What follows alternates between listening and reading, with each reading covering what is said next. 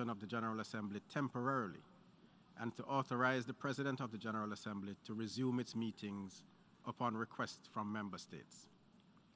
In this regard, I should like to draw the attention of delegations to document A/ES-11/10, which contains a letter dated 7 November 2022 from the permanent representatives of Canada, Guatemala, the Netherlands, and Ukraine to the United Nations, to the President of the General Assembly, requesting the resumption of the 11th Emergency Special Session of the General Assembly. I intend to conduct the proceedings of this meeting in accordance with the rules of procedure of the General Assembly and the past practices of its emergency special sessions.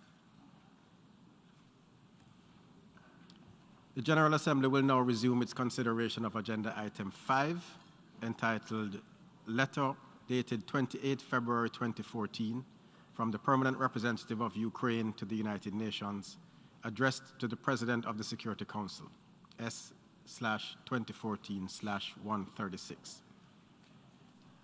In connection with this item, the Assembly has before it a draft resolution issued as document A/ES-11/L.6. I now give the floor to the distinguished representative of Ukraine to introduce draft resolution A/ES-11/6/L.6.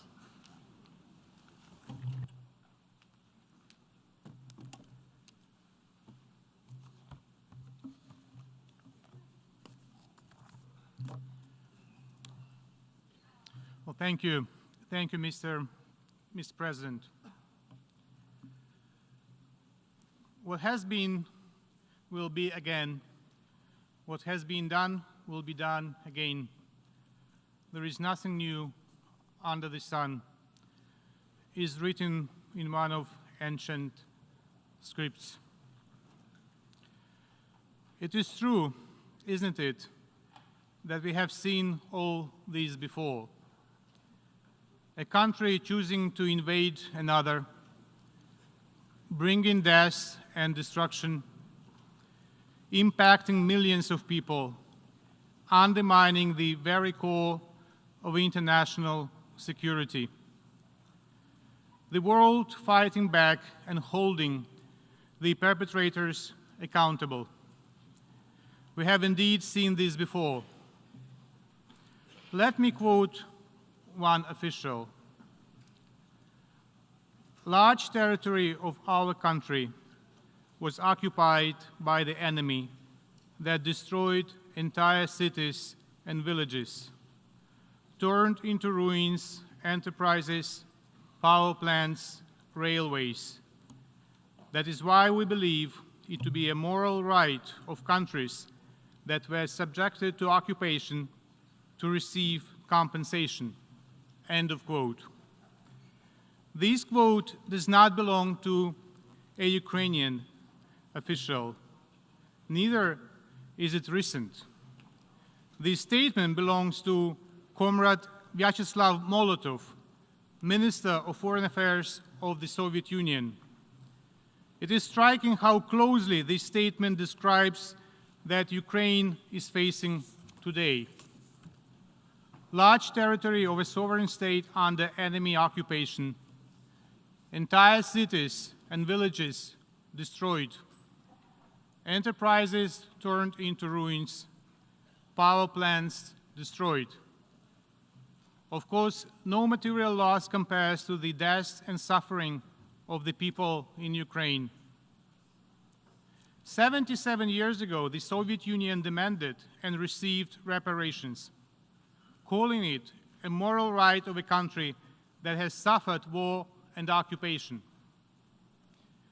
Today, Russia, who claims to be the successor of the 20th century's tyranny, is doing everything it can to avoid paying the price for its own war and occupation, trying to escape accountability for the crimes it is committing.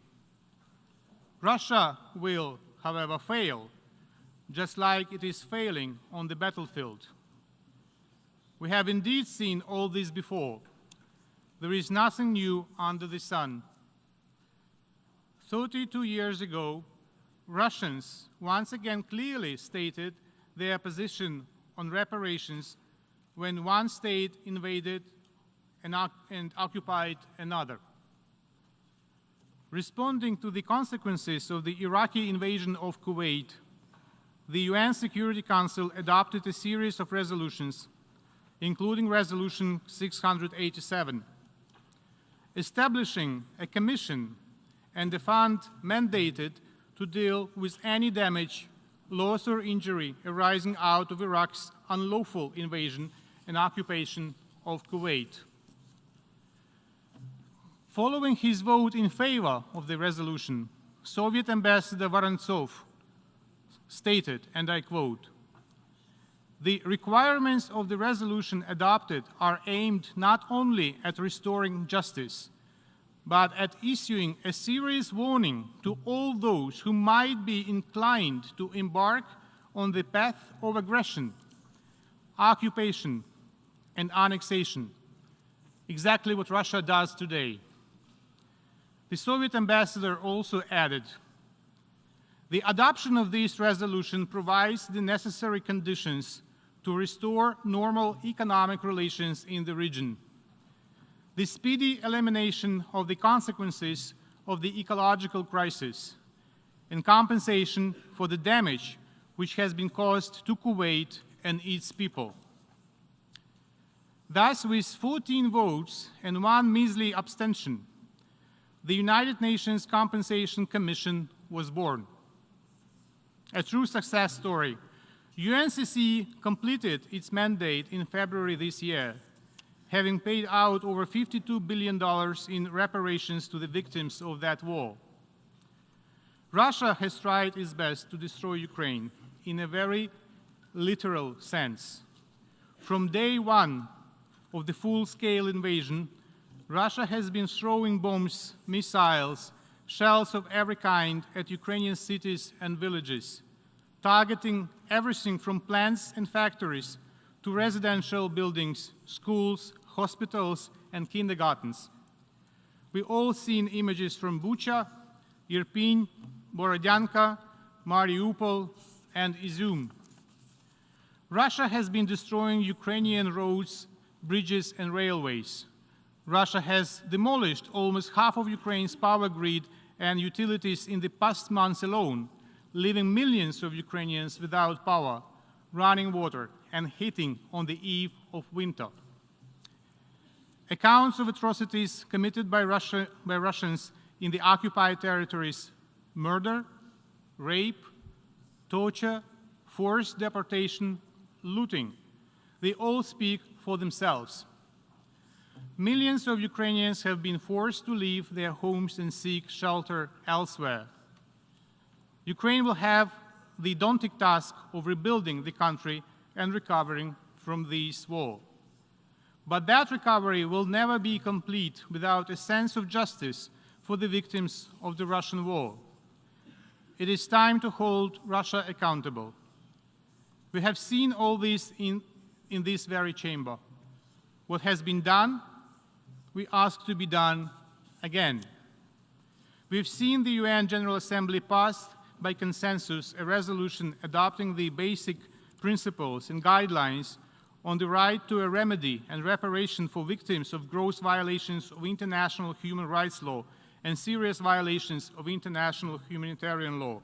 Let me quote, "Adequate, effective, and prompt reparation is intended to promote justice by redressing gross violations of international human rights law or serious violations of international humanitarian law, Article 15. We have seen the UN General Assembly adopt by consensus a resolution commending draft articles on responsibility of states for internationally wrongful acts that stipulates that the responsible state is under an obligation to make full reparation for the injury caused by the internationally wrongful act, Article 31. We have indeed seen it all. We're not asking for something we've not seen before. We are meeting here today in the setting of the 11th emergency session of the UN General Assembly within the Uniting for Peace framework designed for instances just like this, when a country like Russia abuses its veto power, a veto power that came with the seat it's illegally occupying of the Soviet Union in the Security Council. Russia prefers impunity to accountability, and when it comes to the process at the Security Council, it only knows two things: lies and veto. And yet we will hear from Russia very soon that the General Assembly is not competent to address a matter like this. It will be yet another lie, yet another attempt to diminish and subvert this body of the United Nations, yet another attempt to tell you that you do not matter, and that yet again will be nothing new. I have recently recalled the words of King Hussein of Jordan, pronounced from this very rostrum in 1960. Let me quote from him again. "It is needless to affirm that the United Nations presents the only hope of peace and freedom to humanity. This is of major significance to all the small nations of the world, yet almost from birth, the Soviet Union has sought to destroy the United Nations, to hamper its deliberations, to block its decisions, and by rowdy tactics and petulant walkouts to demean the reputation of the Security Council and the reputation of the General Assembly." End of quote. This is exactly what Russia is doing now. Having blocked the Security Council, the Soviet successors are trying to quiet the General Assembly. The UN should no longer tolerate this. Right now, there is yet another opportunity to send a clear signal to Russia and anyone else who ever considers using force to withdraw internationally recognized borders. Russians and their cohorts will try to make you believe that by this vote we are dividing the world into blocks and bringing it back to the times of the Cold War. They will claim that we ask the member states to take sides in the conflict. We in no way ask you to pick sides today. We are confident that you are all on the side of the UN Charter, its purposes and principles, and on the side of international law. Instead, it is the Russian Federation itself, which since its very appearance in the UN 31 years ago, has been perpetually committing acts of aggression against sovereign states. It is the Russian Federation which is threatening the mechanism of international security and undermining the fragile stability achieved after World War II. In fact, it is Russia that is to be blamed for dividing the world. The proposal in front of you today is a proclamation that Russia must be held accountable for its violations of international law in Ukraine. It is reaffirmation of the need of a concrete mechanism for reparations that will breathe life into this proclamation.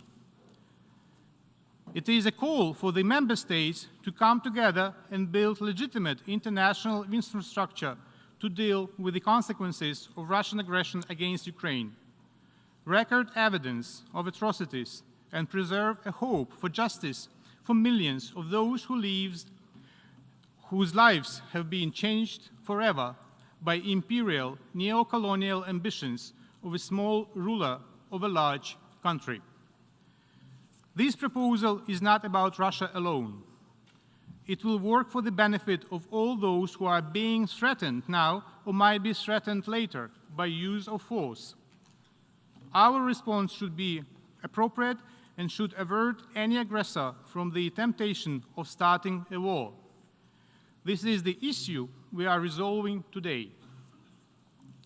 Mr. President, this proposal is built on the principles of multilateralism, as we call on all states that share the values of the UN Charter to participate in further steps to establish the mechanism. Ukraine is committed to a transparent, impartial, and objective process that will be managed and overseen by the international community in order to avoid even the slightest perception of bias. We have every intention of continuing to cooperate with the United Nations and its bodies in this process. We greatly value and appreciate the invaluable work of the Secretary General and the Commission of Inquiry adopted by the Human Rights Council. We hope for cooperation with UNESCO and UNEP to help assess the damage to the historical and cultural heritage of Ukraine and its environment. A vote against this proposal will be a vote in favor of impunity and lawlessness. A yes vote will mean that there is a faith in international law, that the global architecture so painstakingly built after the Second World War will remain, and the United Nations can stand to watch over international peace and security. It is a signal of hope for justice and an important first step towards accountability, a step towards such wars never happening again. Ukraine is seeking peace. The preconditions for any negotiations outlined by President Zelensky are clear: restoration of Ukraine's territorial integrity, compensation for damage caused by the war, prosecution of war criminals. This resolution will bring us closer to this goal, and we must take this leap forward without delay. This session is an opportunity to reflect on this and decide in which world we want to live. I thank you. I thank the distinguished representative of Ukraine.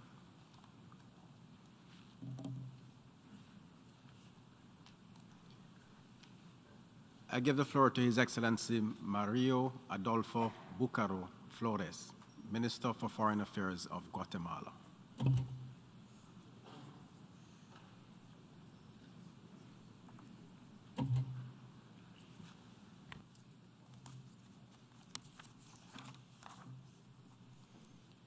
Señor Presidente, gracias por convocarnos y reanudar esta 11ª sesión especial de emergencia de la Asamblea General de las Naciones Unidas, en seguimiento al impacto que tiene la agresión por parte de la Federación de Rusia en contra de Ucrania.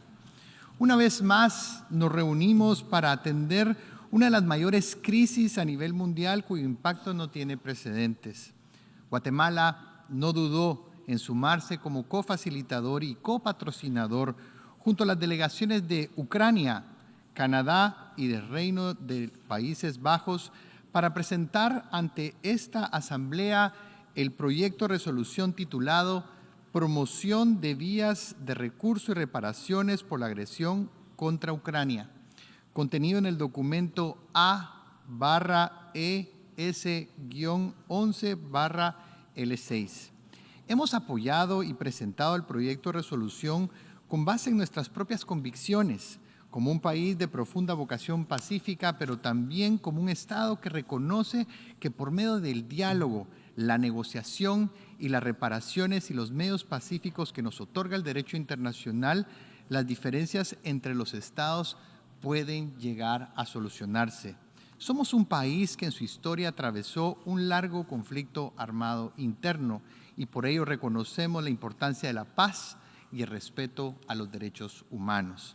Asimismo, hemos presentado este proyecto de resolución para la consideración de la Honorable Asamblea General, creyendo firmemente que esta iniciativa es un paso hacia la conciliación entre las partes, considerando que la resolución también plantea demandas civiles y que es un paso importante para el logro de la paz y la recuperación post-conflicto.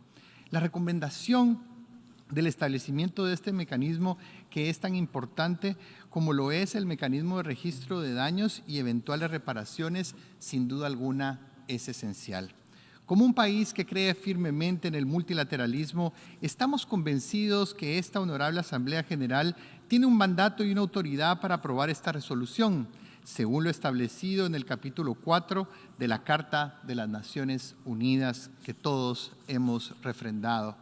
El lenguaje del proyecto de resolución está cuidadosamente redactado para no sobrepasar la competencia de la Asamblea General. Este lenguaje se basa en las determinaciones anteriores de la Asamblea en el sentido de que la Federación de Rusia ha cometido un acto de agresión contra Ucrania en violación al artículo 2 de la Carta de las Naciones Unidas. En ese sentido, respetuosamente pedimos a todos los Estados miembros apoyar esta iniciativa porque es lo correcto de hacer y votar a favor de este proyecto de resolución por la paz del mundo. Señor Presidente, al estar hoy frente a esta tribuna coauspiciando este proyecto de resolución, no puedo dejar de mencionar la importancia de una reforma pronta, ajustada a tiempos actuales al Consejo de Seguridad de las Naciones Unidas. Hoy estamos considerando este proyecto de resolución porque la Asamblea General no puede quedar paralizada o inactiva ante el Consejo de Seguridad sobre este tema y otras crisis que afectan la paz y la seguridad internacionales y, consecuentemente, reconocer que hoy la humanidad nos necesita a todos unidos. Muchísimas gracias.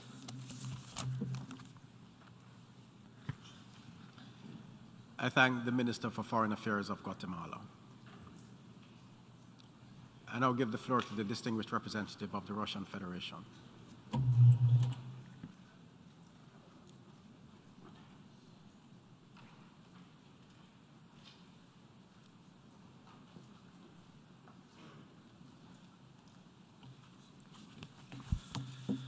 Господин председатель, выступавший здесь с этой трибуны сегодня украинский поспред привел много цитат, но главного об этой резолюции он не сказал.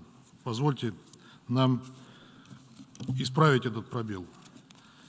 Проект резолюции, который представлен на рассмотрении спецсессии, это классический пример концепции порядка, основанного на правилах, когда узкая группа государств действует не на основе международного права, а стремится осветить беззаконие, используя авторитет Генассамблеи и позиционируя ее в качестве судебного органа, каковым она по определению не является. Ущербность этой инициативы очевидна. С юридической точки зрения положения проекта не выдерживают никакой критики, являются юридически ничтожными и попыткой легализовать нелегализуемое с точки зрения действующего международного права.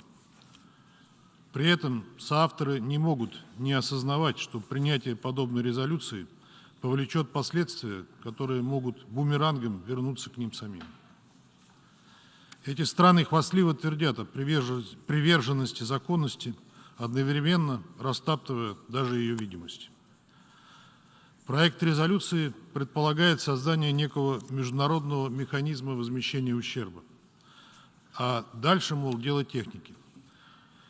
Создаваться этот механизм будет отдельной группой стран, которые и будут решать, как он будет функционировать. То есть Генассамблее предлагается дать карт-бланш на создание некого органа, о функционале которого у большинства здесь присутствующих нет ни малейшего представления. Эти страны будут по своему усмотрению определять, а точнее назначать виновных и устанавливать объем ущерба, способы его возмещения и так далее. ООН же в этом процессе никакой роли играть не будет, ведь этот механизм предлагает создать вне ее рамок, и отчитываться перед Генассамблеей за его деятельность никто не собирается. Подчеркиваем, подавляющее большинство государств-членов не будет иметь абсолютно никакого права голоса или контроля при учреждении механизма или во время его функционирования. У нас нет сомнений, откуда будут черпаться средства для так называемого возмещения ущерба. Запад всеми силами пытается придать своим действиям хотя бы какую-то видимость легитимности, чтобы начать тратить замороженные, а по сути украденные у Российской Федерации суверенные активы стоимостью в сотни миллиардов долларов. Им уже давно очень хочется их разморозить, но не для того, чтобы вернуть законному владельцу, и не для того, чтобы тратить их на помощь Украине, а на финансирование своих постоянно растущих поставок оружия Киеву и погашение его долгов за уже переданные вооружения. Тем самым Запад хочет продлить и еще больше усугубить конфликт, планируя использовать для этого российские деньги. Соответствующее решение Генеральной Ассамблеи необходимо ему как ширма для этого неприкрытого грабежа. Такое развитие событий приведет лишь к усилению напряженности и нестабильности во всем мире, в то время как выгодополучателями будут западные военные корпорации, которые уже заработали миллиарды долларов на поставках вооружений Украине. Подчеркиваем, ни Генеральная Ассамблея, ни какой-либо механизм не могут отменить суверенный иммунитет, которым обладают государственные активы в соответствии с международным правом. Страны, поддержавшие соответствующее решение Генассамблеи, окажутся причастными к беззаконной экспроприации суверенных активов третьей страны и очередному превышению полномочий Генассамблеи в интересах Запада. Хотят ли вообще государства развивающегося мира иметь что-то общее с такой инициативой?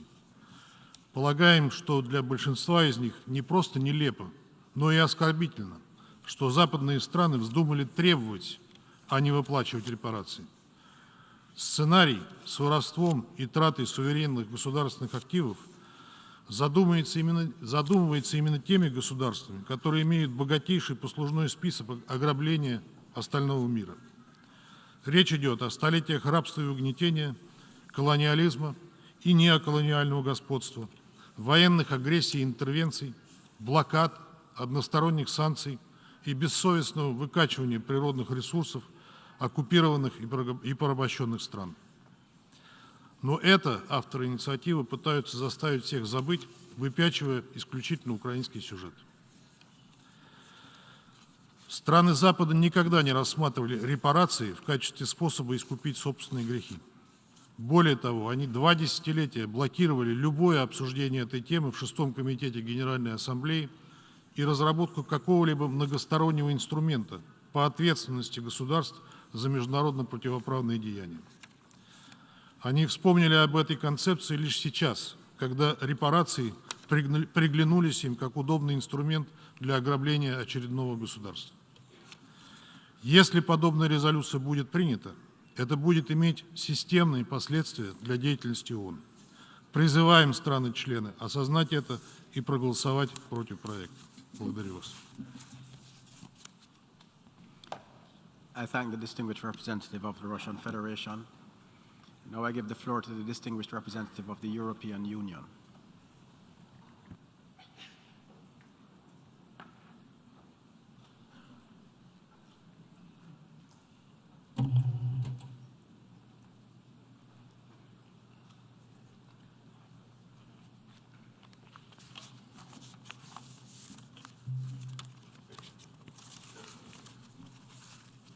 Mr. President, colleagues, good morning. I have the honor to speak on behalf of the European Union and its member states. The candidate countries Montenegro, Albania, Ukraine, the Republic of Moldova, as well as Georgia, Liechtenstein, Monaco, and San Marino align themselves with this statement.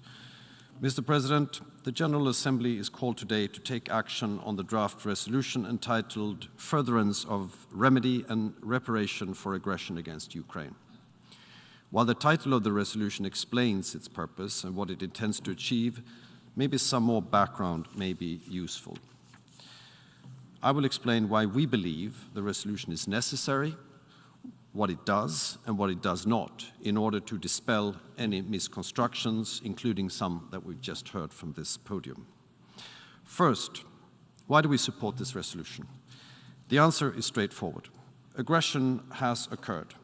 On 2nd of March this year, this General Assembly, with an overwhelming majority, confirmed that the Russian Federation committed an aggression against Ukraine in violation of Article 2.4 of the Charter, an internationally wrongful act that hits at the core of the UN system.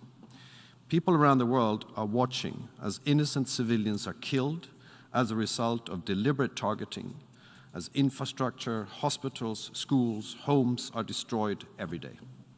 Destruction is overwhelming. Damage inflicted on Ukraine is huge. and it's only growing bigger with every day that this war rages on. Under international law, the responsible state is under an obligation to make full reparation for the injury caused by its internationally wrongful act. In order to prepare an orderly process, such damage need to be properly registered in the first place. Accountability means that costs move from the victims to the aggressor. There is no question of whether Russia should pay. It's rather a question of when and the amount. Second, what does this resolution do? The resolution merely recommends the creation by member states and Ukraine of a register of damage. That register will serve as a repository of evidence of all types of damage. There are precedents for this, as we all know. The resolution also recognizes the need for the establishment, in cooperation with Ukraine, of an international claims mechanism for reparation for damage as a second step. Rather than charging the domestic legal system of Ukraine and other states with a potentially very high number of individual litigations, a centralized and specialized system would be more appropriate. In our view, an international claims mechanism would provide for legal certainty and procedural fairness. Russia must be held to account for its wrongful acts and wanton destruction. This is key if we are to uphold a rules-based international order. This is not about the West against the rest. This is about global respect for international norms. Third, what does the resolution not do? The resolution does not establish the register of damage, nor does it create the reparation mechanism. These instruments will be created at a later stage by member states in cooperation with Ukraine. There are no costs for the UN system stemming from this resolution, and no costs for anyone else apart from Russia itself, who must bear responsibility for its wrongful acts. Mr. President, we must stay the course in order to shape history. Russia's denial of taking responsibility for destruction and damage adds insult to injury.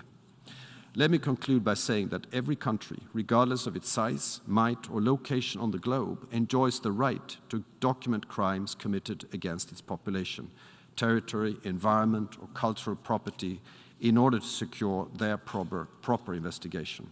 Each state can also work together with other states or the international community to set up an efficient international mechanism to deal with the reparation claims arising of such crimes. Accordingly, the resolution essentially supports the path to justice. Today it is Ukraine, tomorrow it could be someone else. We therefore call on everyone to vote in favor of this resolution. Thank you very much, Mr. President.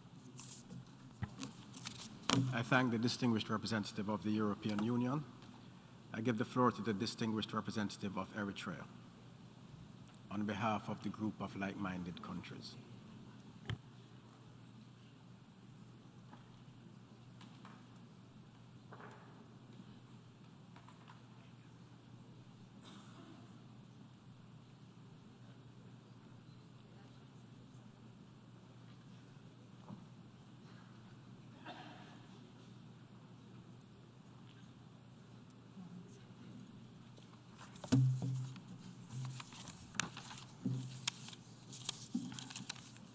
Good morning.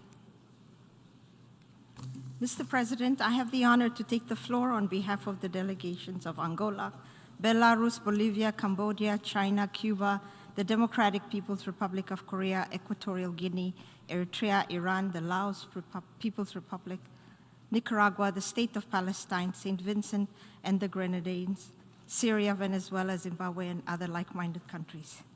Mr. President, allow us to stress from the very beginning that this General Assembly is not a judicial body, and that its resolutions shall be initiated as stipulated in Article 13 of the Charter of the United Nations for the purpose of promoting international cooperation in the political field and encouraging the progressive development and international law and its codification, and of promoting international cooperation in the economic, social, cultural, educational, and health fields, and assisting in the realization of human rights and fundamental freedoms for all without distinction as to race, sex, language, or religion. The resolution adopted by this Assembly, therefore, represent the political will of states and can in no way serve as the legal basis for defining internationally wrongful acts, mindful of the fact that such an action would go beyond its mandate and responsibilities.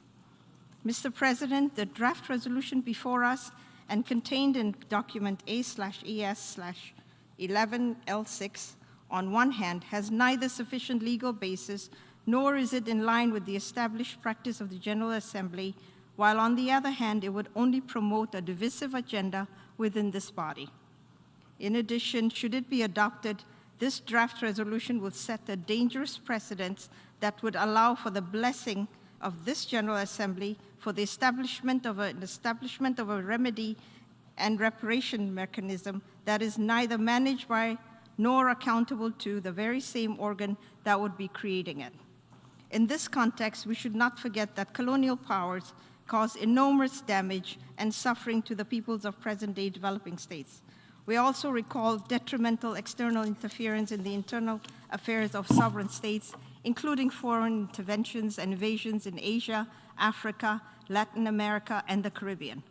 Those states suffering from foreign interference, colonialism, slavery, oppression, unilateral coercive measures, illegal blockades, and other international wrongful acts also deserve the right for remedy, reparation, and justice, which should be addressed through sound legal processes.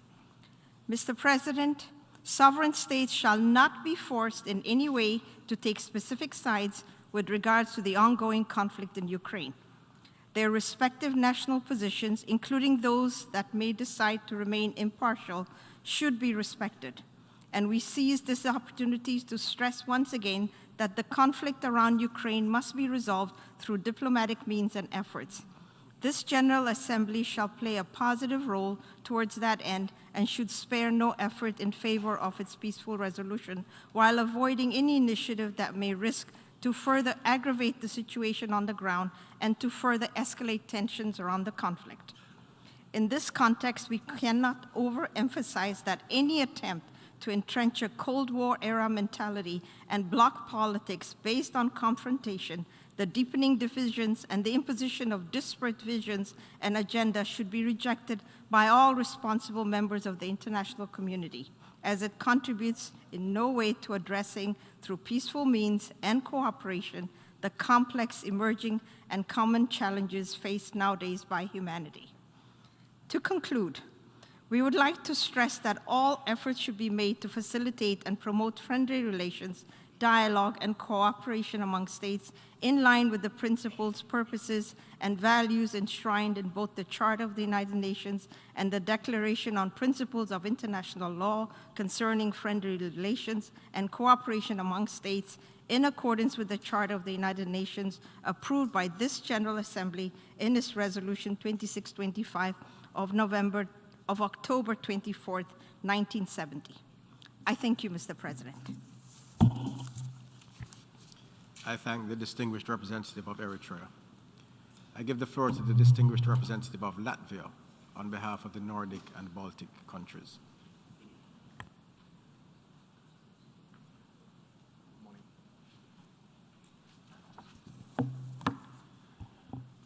Mr. President, distinguished delegates, I have the honor to speak on behalf of 8 Nordic-Baltic countries: Denmark, Estonia, Finland, Iceland, Lithuania, Norway, Sweden, and my own country, Latvia.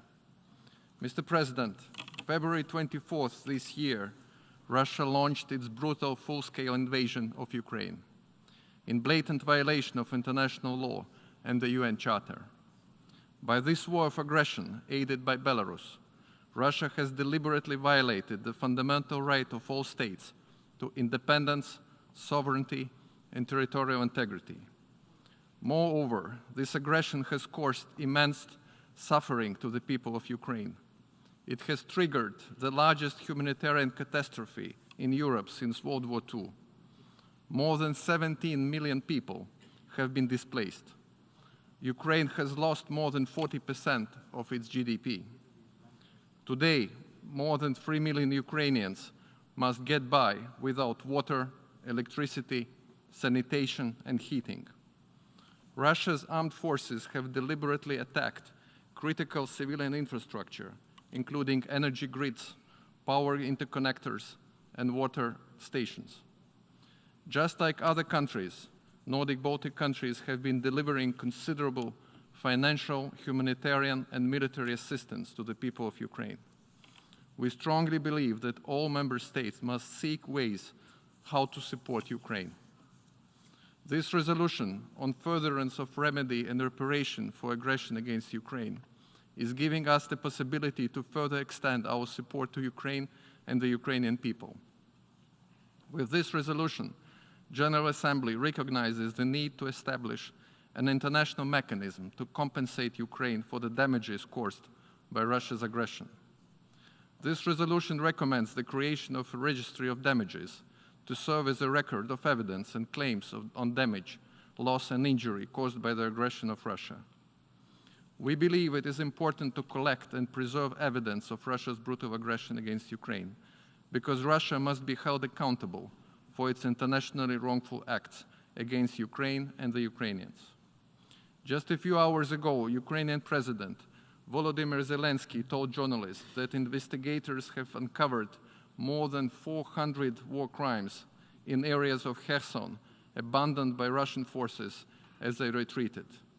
There must be no impunity to these crimes or damages caused, and perpetrators must be held to account. In order to achieve this goal, evidence must be properly stored, otherwise it could be potentially lost or damaged. Thus, we support all evidence should be collected and stored in accordance with relevant international norms and standards. Mr. President, the Nordic-Baltic countries reiterate our firm support to Ukraine. We are convinced that the respect of international law and the UN Charter and the international rules-based order are fundamental for our common security and multilateral cooperation. We urge Russia to abide by international law and uphold its international commitments.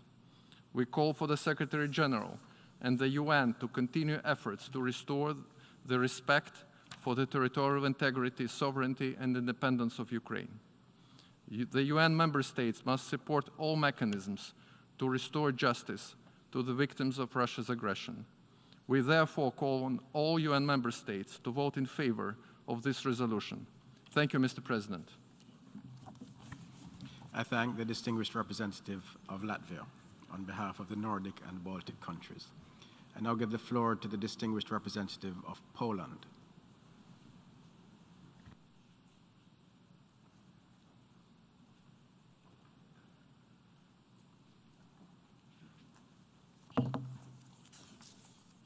Mr. President, Excellencies, distinguished delegates. The Russian aggression against Ukraine requires an ambiguous and comprehensive response from the international community as a whole and from each of its individual members. The UN General Assembly resolution on the furtherance of the remedy and reparation for the aggression against Ukraine gives us a possibility to respond to the numerous horrific and devastating effects of the ongoing war. Mr. President, for almost 9 months, Russia has been attacking Ukraine's civilian population and non-military infrastructure, including those protected by binding international humanitarian law provisions. The scale of material damages perpetrated by Russia and Ukraine is horrendous and not seen in Europe since the Second World War. It is obvious that Russia has flagrantly and manifestly violated a multitude of international obligations. First and foremost, its obligation to respect the prohibition of aggression. Its disrespect for international law is highlighted by non-compliance with the binding decision of the International Court of Justice of 16 March 2022 on provisional measures. Hence, the accountability for the violation of the international law committed in Ukraine by the Russian Federation must remain our priority as the war continues to rage. Russia must bear the consequences of its all violations, including making reparation for the injury and damage caused by such a glaring and large-scale violation of its international obligations. Distinguished delegates, it is a fundamental principle of international law that the breach of an obligation involves a duty to redress. in an adequate form all wrongs, material and non-material, inflicted upon the state and its citizens. Reparation, therefore, is an indispensable complement of a failure to apply international legal rules. Today's resolution recapitulates what is obvious. Russia is under obligation to make full reparation. Poland strongly supports the creation of the International Register of Damages caused by the Russian Federation's aggression against Ukraine. We strongly believe that all damages need to be always appropriately compensated, no matter when and no matter where they were inflicted. This is a universal guiding principle. It's not enough if the perpetrators only admit their wrongdoings. It's not enough if they express remorse. And in this case, we are even far away from that. Moral gestures are welcomed, but never enough. It is material compensation which is needed to rebuild damages caused by wars. We need to create the registry because it is fundamental for the future of Ukraine. Poland knows only too well from its own history what it means if such actions are forsaken. Mr. President, the proposed register, the operation and modalities of which will be decided among interested states, will not only assist Ukraine in rebuilding itself after the devastating war, but more importantly, it will bring justice to the victims of the Russian barbaric acts, such as a mass killing of men, women, and children, torture, sexual violence, or forced deportation. It should also not be forgotten, as Poland stressed in the Security Council in May, that apart from the human casualties, the Russian aggression keeps causing destruction to the cultural sites in Ukraine. Religious sites, historic buildings, monuments, Holocaust memorials, and other artifacts are being damaged and looted on a daily basis. Addressing the General Assembly in September this year, President of Poland Andrzej Duda stressed Poland's commitment to all accountability efforts by stating, and I quote, "I would like from this place to pledge our support to all existing and new initiatives so that those who deprive millions of people of their right to food and destroy the environment will no longer go unpunished. In the face of Russia's unlawful actions, we should all learn a lesson for the future." Mr. President, as the international community was unable to prevent the ongoing Russian aggression, it is our duty to advocate towards ensuring accountability for atrocities committed against Ukraine. It is thus imperative to support today's resolution, as it will constitute the first step towards reparation for injury and damage caused by the Russian aggression and lead us towards achieving peace and post-conflict recovery. And I thank you. I thank the distinguished representative of Poland. And I give the floor to the distinguished representative of Sri Lanka.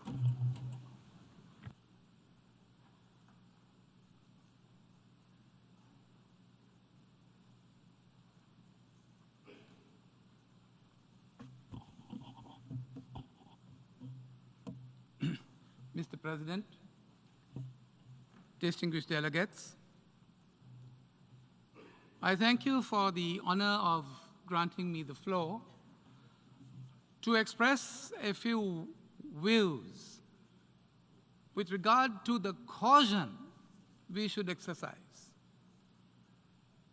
in acting on a resolution which I say borders on the fringes of misadventure if we were to act upon it in the way we are called to do so. Mr. President, Sri Lanka remains deeply concerned regarding the deteriorating situation in Ukraine resulting from the ongoing hostilities. As a country that suffered from a 30-year-old internal conflict, Sri Lanka affirms the truism that wars no longer end with winners or losers. Wars, as someone said, distinguished delegates, are easier to start than to stop. Look around us. How are wars won in contemporary times? Look around us. Haven't they ended indecisively? They have. Every one of them have ended indecisively. It has today become much more difficult to relate military success to political stability, which is an indispensable ingredient for peace. Mr. President, since the eruption of hostilities in Ukraine in February this year, we have seen hostile rhetoric, strategic maneuvering, and repeated closure of doors to any possible settlement of the conflict, thus relegating the humanitarian crisis and resulting suffering to the back burner. We are suicidal in our tendencies, quite frankly. We like to play with fire to our detriment. The consequences are evident to the whole world, which was already beset by the devastating effect of a pandemic and is now facing a severe energy and food crisis that has devastated economies and livelihoods around the world. Those in the developing world, like Sri Lanka, with vulnerable economies, dependent on services, mechanisms such as tourism, have been especially hard hit. All this is happening amidst multiple other challenges referred to by the Secretary General himself as a 5-alarm global fire, as he describes it. Mr. President, the vast majority of countries represented in this assembly have not invaded other countries or colonized them, nor have they engaged in proxy wars in countries far away from their own.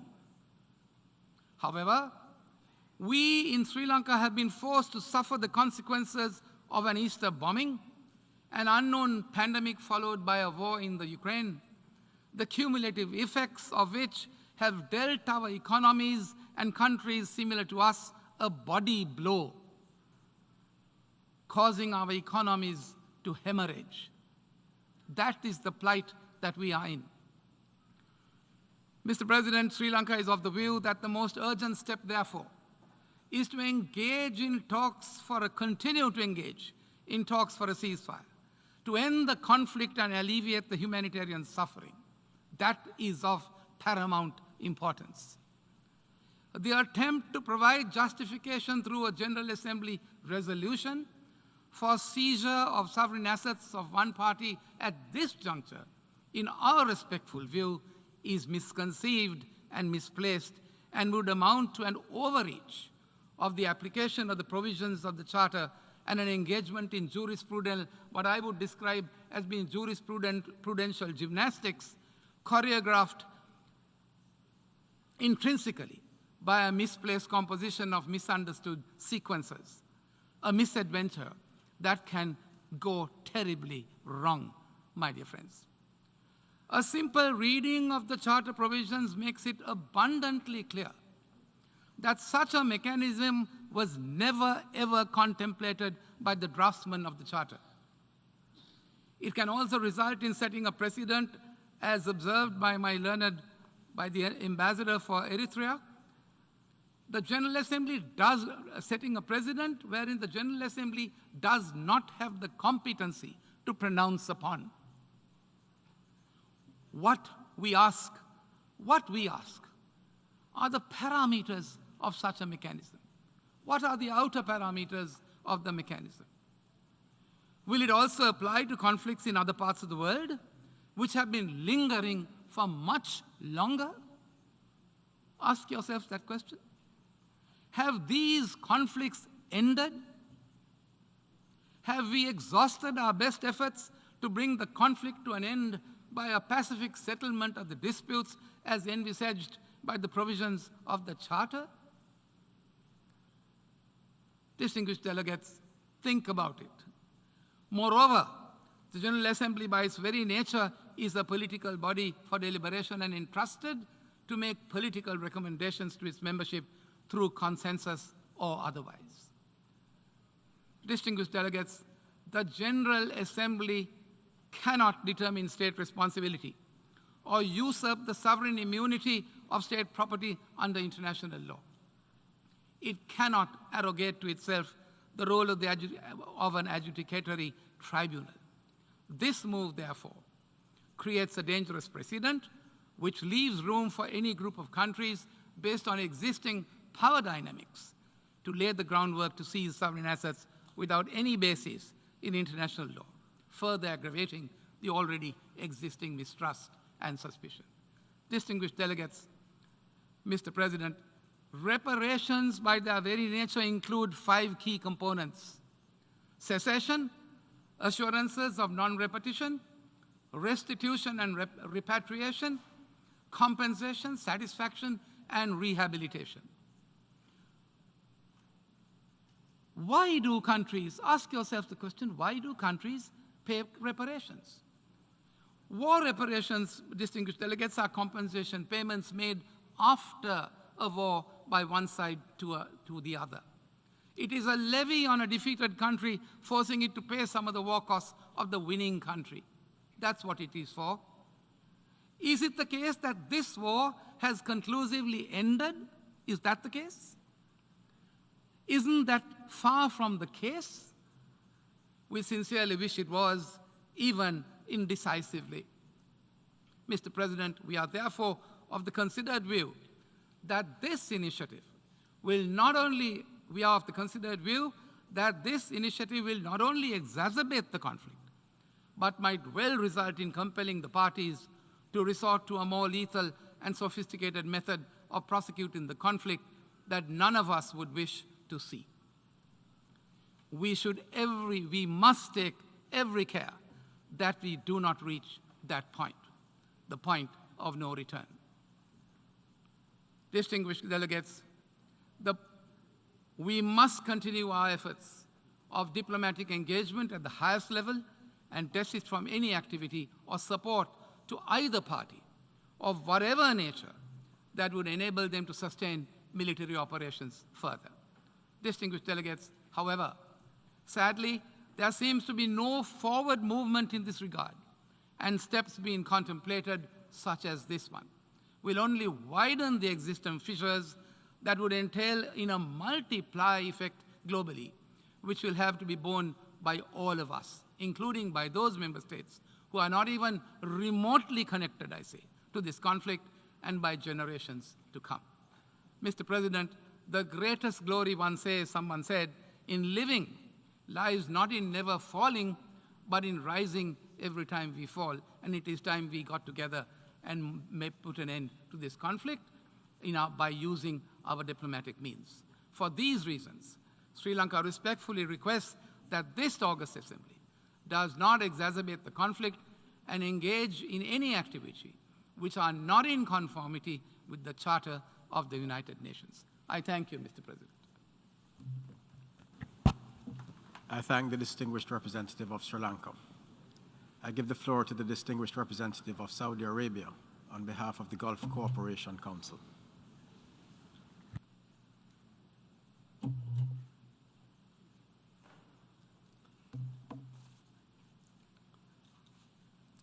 السيد الرئيس، السيدات والسادة، يسرني أن ألقي هذا البيان نيابة عن الدول الأعضاء في مجلس التعاون لدول الخليج العربية، الإمارات العربية المتحدة، مملكة البحرين، سلطنة عمان، دولة قطر، دولة الكويت، وبلاد المملكة العربية السعودية.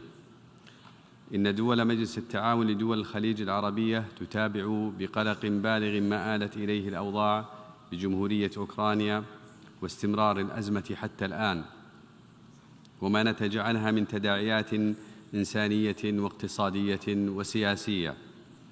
وهنا تشدد دول المجلس على أن مواقفها تأتي متسقة مع ثوابتها الداعية إلى الالتزام بالمبادئ الراسخة للقانون الدولي وميثاق الأمم المتحدة التي تحكم العلاقات بين الدول، والقائمة على احترام سيادة الدول وسلامتها.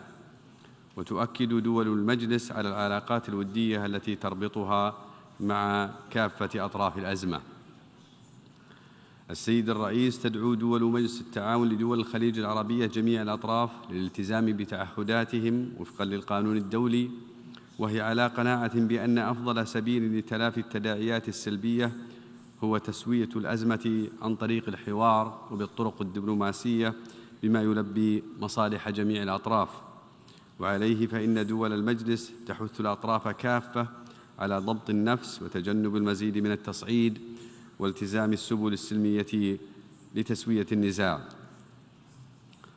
السيد الرئيس، السيدات والسادة، إن القرار المنظور اليوم الوارد بالوثيقة A/ES 11/L6 ورغم كونه مبنياً على المبادئ الأساسية والتوجيهية للانتصاف والجبر التي اعتمدتها الجمعية العامة للأمم المتحدة بقرارها رقم 147/60 في عام 2005، إلا أن دول المجلس ترى أن أي آلية تنشأ لا بد أن تكون مستندة إلى إجراءات ومعايير متفق عليها دولياً وتحظى بقبول واسع وتحت إشراف أممي، سعياً لمعالجة سبل الانتصاف والجبر بشكل عادل يضمن تحقيق الغاية المنشودة منها.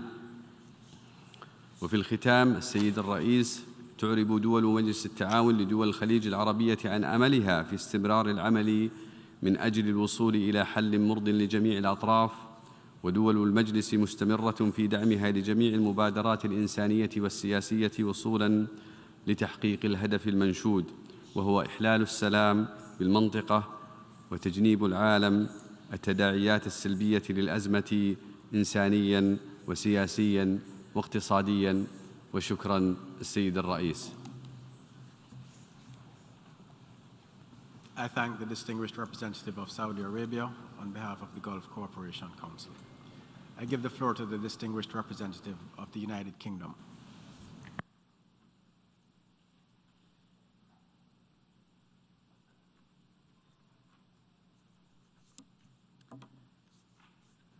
Thank you, President.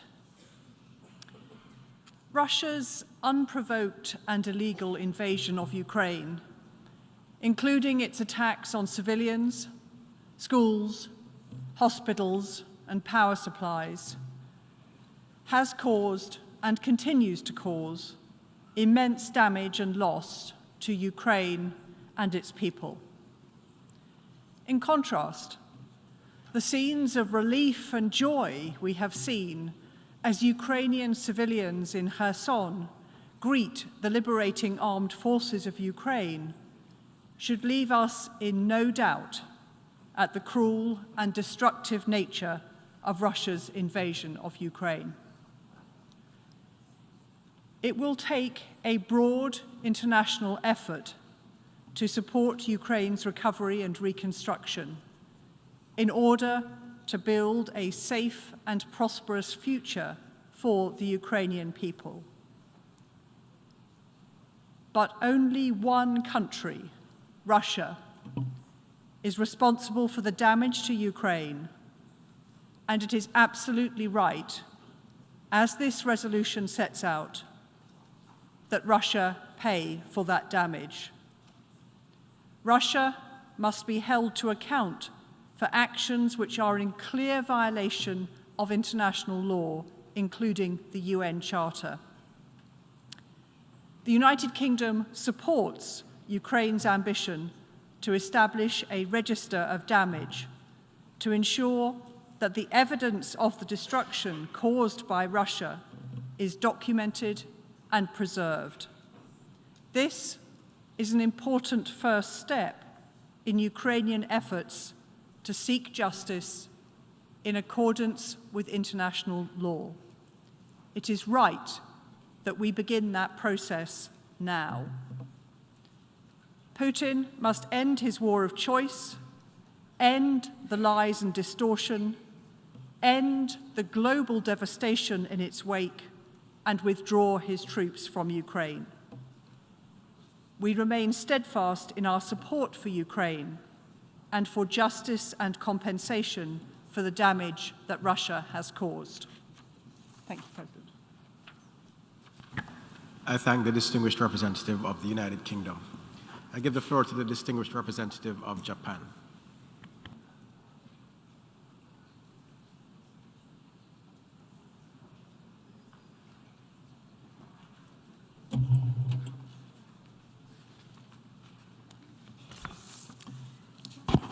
Mr. President, more than 8 months after Russia's aggression against Ukraine, the situation is still extremely dire. We again condemn Russia's aggression. Russia has inflicted tremendous damage on Ukraine, including the killing of innocent civilians and the destruction of civil infrastructure and facilities, such as schools, museums, and commercial establishments. Japan has already resumed embassy operations in Kyiv, and we are mindful of such damage on the ground.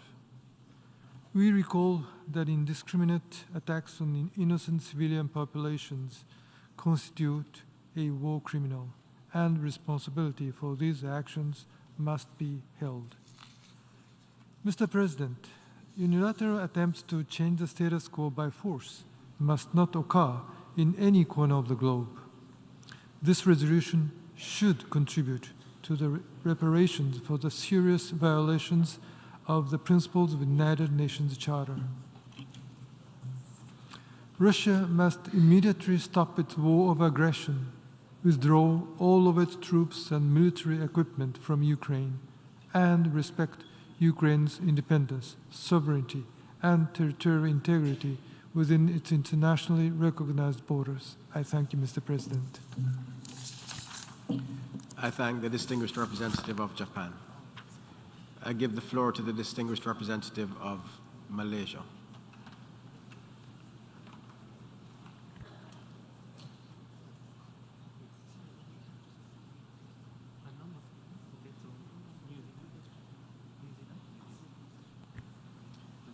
I give the floor to the distinguished representative of New Zealand.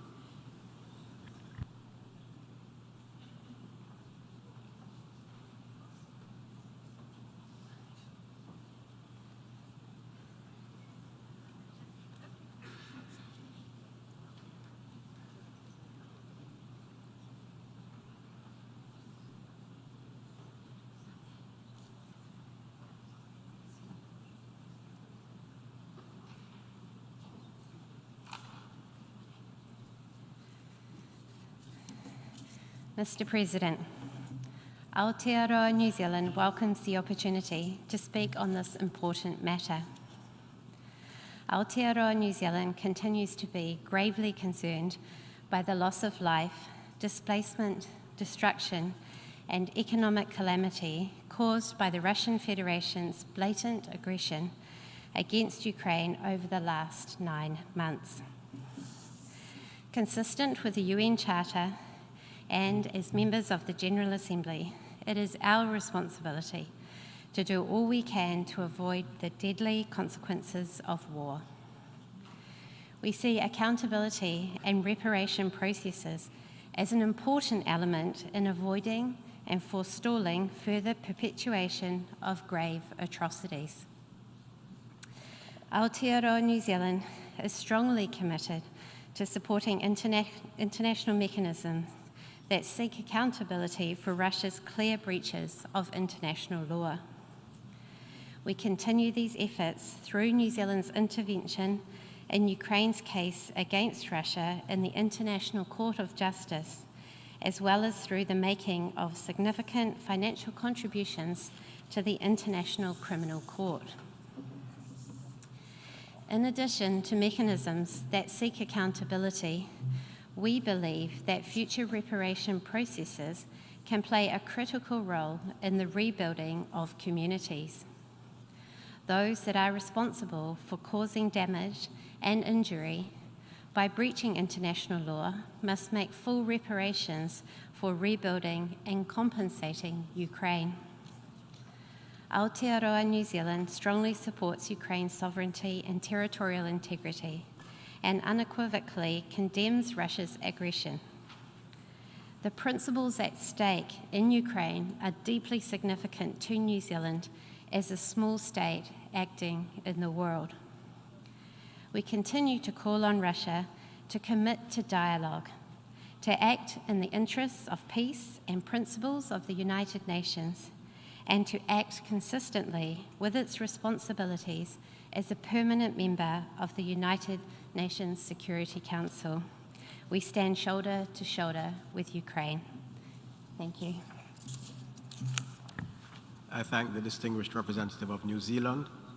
I give the floor to the distinguished representative of Vietnam.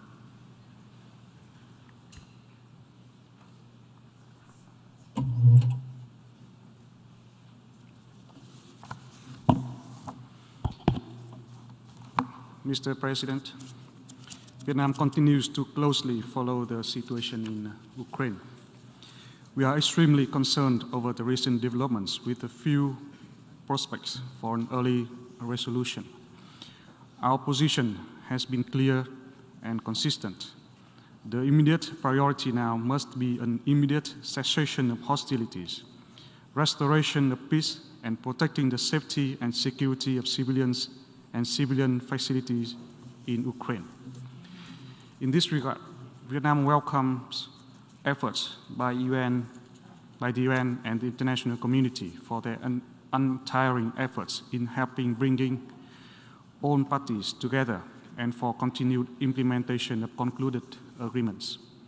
We cannot let cooperation and dialogue take the back seat. We continue to call on concerned parties to resume dialogue and negotiation so as to achieve long-term solutions that take into consideration the interests and concerns of all parties in accordance with international law and the UN Charter. Nothing should be more desirable than the regional and international peace, security, and stability so awaited by the people. Mr. President, wars and conflicts across continents continue unabated, posing direct threats to millions of lives. Underdevelopment and poverty are also the consequences of deep-rooted historical ramifications of wars. After decades of war, struggling for independence and defending our independence with untold losses, Vietnam fully understands the utmost importance of preserving the war legacies for reconstruction, maintenance of peace, stability, and prosperity for the livelihoods of the people. At the same time, we believe that in all conflicts, it is crucial that concerned parties and international partners should make utmost efforts to practically contribute to alleviate the destruction of war in accordance with international law. Mr. President, pending a final solution for the situation in Ukraine, the immediate task is responding adequately to the urgent humanitarian need of those impacted by the hostilities in the country. International assistance is critical. To that end, we must continue join hands to create a conducive and people-centered environment and refrain from actions that may drive the parties further apart and delay the prospects of settlement. Vietnam commends operation by the UN, international partners, and regional countries to assist people on the ground, including refugees. We stand ready to constructively contribute to diplomatic efforts to the reconstruction and restoration in Ukraine. I thank you. I thank the distinguished representative of Vietnam, and I give the floor to the distinguished representative of Australia.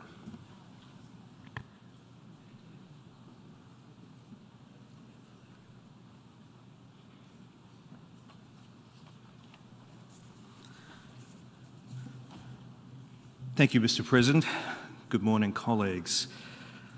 Let us remember that on the 2nd of March, under the Uniting for Peace formula, the international community stood together and adopted Resolution ES-11/1 by an overwhelming majority. In doing so, we were united in deploring in the strongest terms the aggression by the Russian Federation against Ukraine in violation of Article 2.4 of the Charter. It's now more than 8 months on, and every day Russia's invasion of Ukraine unleashes further suffering, causing death, injury, and destruction in Ukraine. When this illegal and immoral war ends, Ukraine will face the monumental task of rebuilding all that was destroyed by Russia in the context of or during its invasion.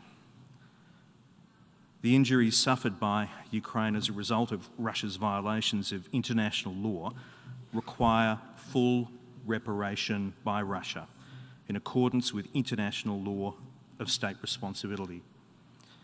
Article 31 of the International Law Commission's articles on the responsibility of states for internationally wrongful acts makes abundantly clear that, and I quote, "The responsible state is under an obligation to make full reparation for the injury caused by the internationally wrongful act." End quote. This fundamental principle of international law is not controversial. Far from it. In fact, in a decision in February of this year, the International Court of Justice once again explicitly reaffirmed that Article 31 and this principle represents customary international law. So let us be clear. The international community has overwhelmingly spoken to condemn Russia's illegal invasion of Ukraine as a violation of the UN Charter. There is no doubt that Russia has an obligation under international law to make full reparation for the injury caused by this egregious and legally wrongful act.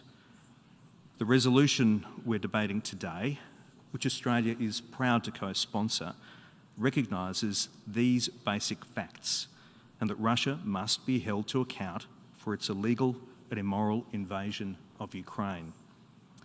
We will not be fooled by Russia's misinformation and obfuscation. This resolution does not overstep the powers of the General Assembly in any way. It simply recognises fundamental principles of international law by which Russia, and we must all, abide. A register of damage and a reparations mechanism appropriately constructed would be important components of a fair, impartial and just framework for reaching a view of the reparations Russia must make to ensure lasting peace. Colleagues, the international community must work together to start laying the foundations now. We must first accurately record the damage caused by Russia with a view to achieving peace and post-conflict recovery. We must urge all member states to continue to support this resolution and every effort to ensure Russia complies with its obligations under international law, including to end its war of aggression against Ukraine and to make reparations for the injury and damage it has already caused. Thank you, colleagues. I thank the distinguished representative of Australia. I give the floor to the distinguished representative of Albania.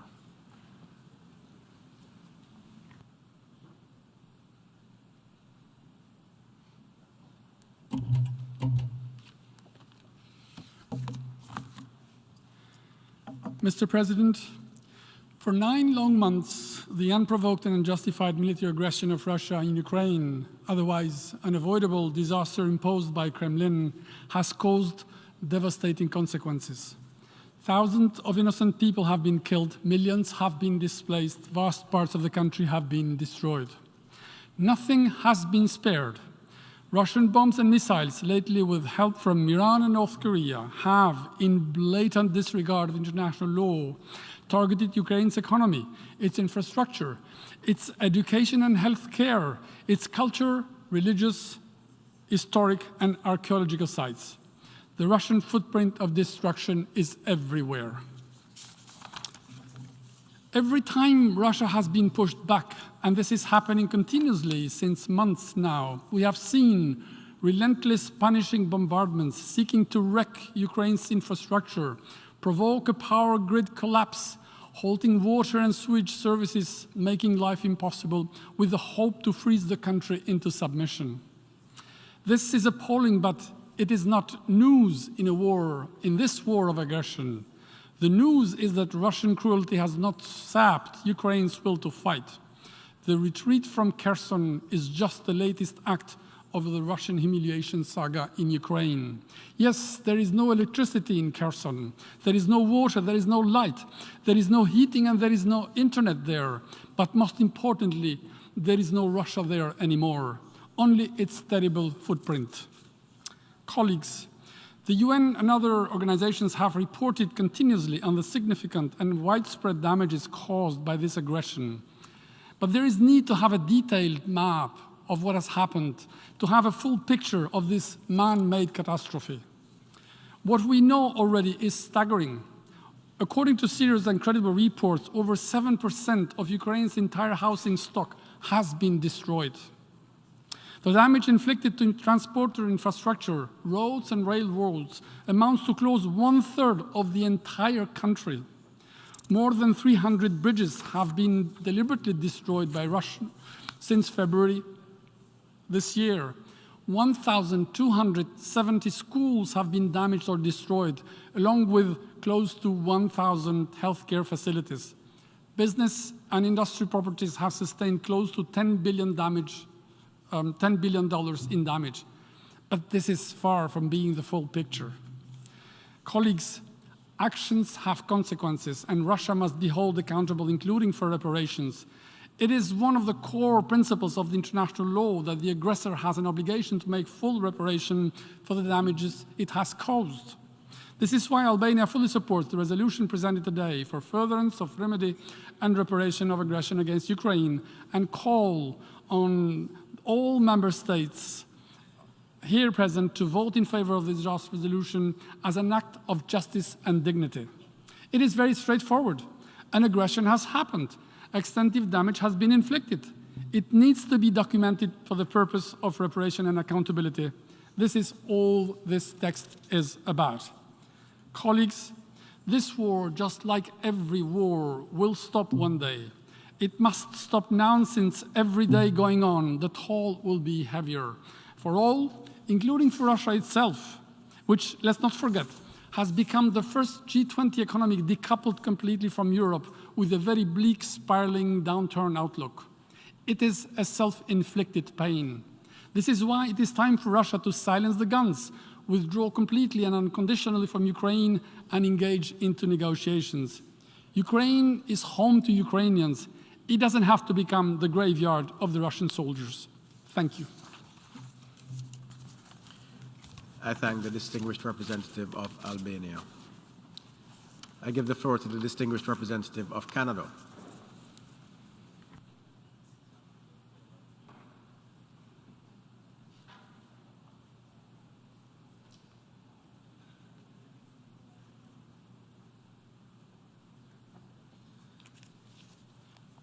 Merci, Monsieur le Président. C'est un honneur encore pour moi de pouvoir représenter notre pays, le Canada, et pour dire clairement qu'il y a des choses qui ont été dites à propos de cette résolution qui, franchement, n'ont rien à faire avec la résolution.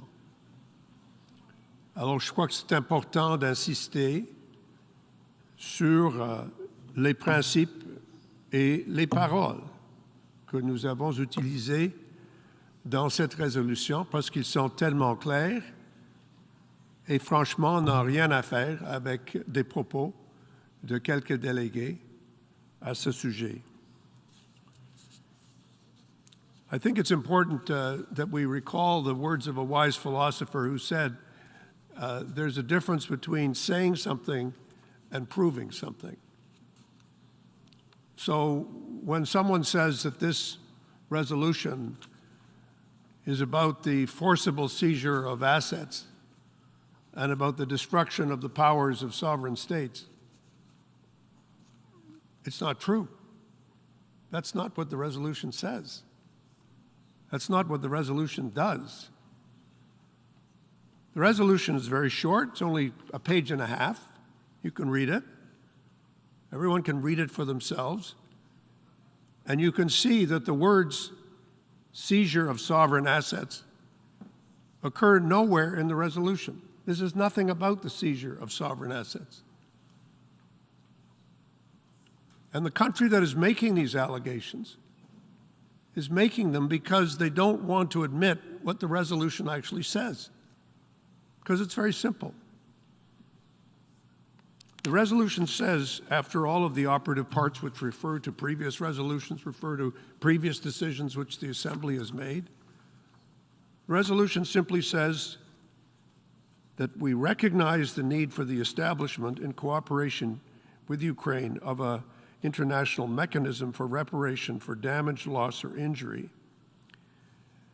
and that we recommend the creation by member states in cooperation with Ukraine of an international register of damage to serve as a record in documentary form of evidence and claims information on damage, loss, or injury to all natural and legal persons concerned. And then that's what it says. Those are the two operative paragraphs of the resolution. And some of the delegates who've spoken have been talking about something completely different. Some of what I hear today is a cry. And the cry is, we are hurting. We are hurting because of the cascade of crises and calamities that have occurred in the world in the last 5 years, several years. And we don't want there to be any distractions from our calamities. I think any caring, empathetic, compassionate person who heard these words would say, I understand, I hear you. And there have been pleas from many delegates to say we should be paying attention to the humanitarian concerns and to the humanitarian issues on the ground, and we should be striving for peace. Who can disagree with that? Canada has been spending hundreds of millions of dollars on the humanitarian situation in Ukraine. And we say that not to say we're better than anyone else, but we're saying it because of course we respond to the humanitarian situation. But do not let us be distracted from what is actually in this resolution. It is not in any way an excess of powers of the General Assembly, because the only reason the General Assembly is dealing with this situation in Ukraine is because the Russian Federation has vetoed each and every attempt in the Security Council to deal with this crisis. In other words, the party that is committing the aggression, and we've said on numerous occasions in this assembly that there has been an aggression and that it is an attack on the territorial integrity of Ukraine. We've said that twice in clear and emphatic resolutions, and we've gone further and said that there were annexations that were further illegal. And now all we're saying is, please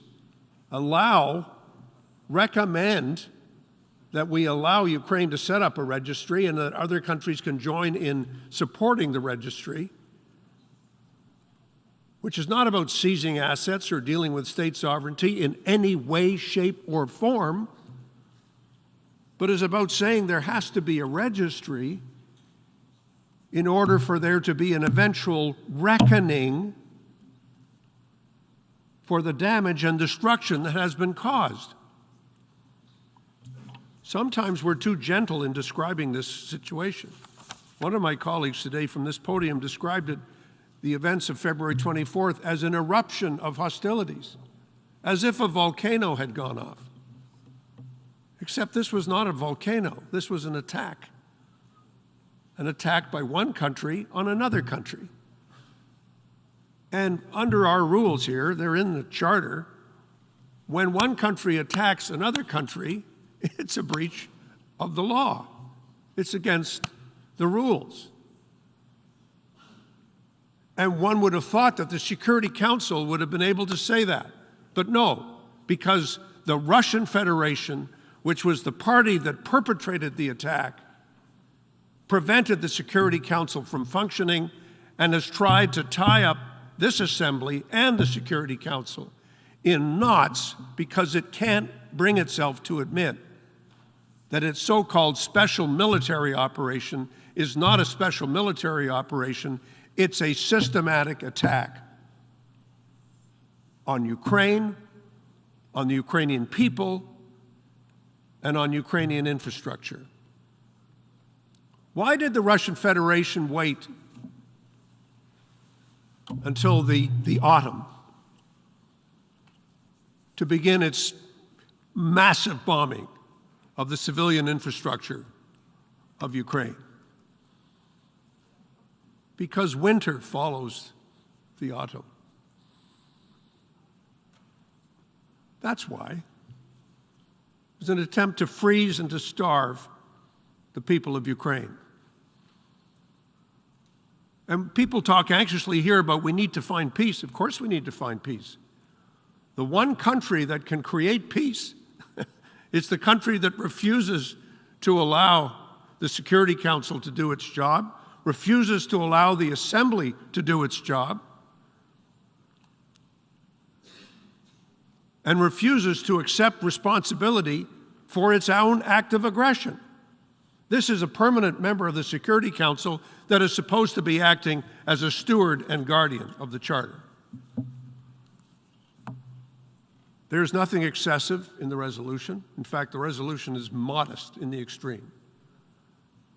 The Assembly is not being asked to perform a function as a judge or jury.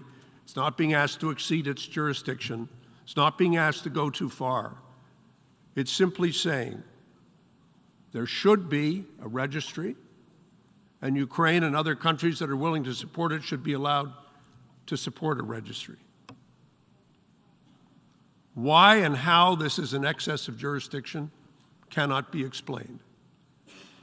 And all of the things that have been said in the letter from the Russian ambassador to all of us, and all have been said today from this podium about how this is some systematic Western plot to steal the assets of sovereign states, is just complete balderdash. It's nonsense. And we have to have the courage to say it. This is not some magical event that occurred out of the air that has no explanation, that has no cause and no effect. It has a cause. That cause is called aggression. It has an effect. That effect is the destruction of life, liberty, property in a country called Ukraine, which is a real place, which is a real country. And like all countries and all members of this Assembly, it deserves support. And we're not doing it for Ukraine alone. There are member states here who said this is all very far away. It has nothing to do with us. Well, I'm sorry. The crimes that are committed against the least of us are the crimes that are committed against all of us. Thank you, Mr. Chairman. I thank the distinguished representative of Canada. I give the floor to the distinguished representative of Slovakia.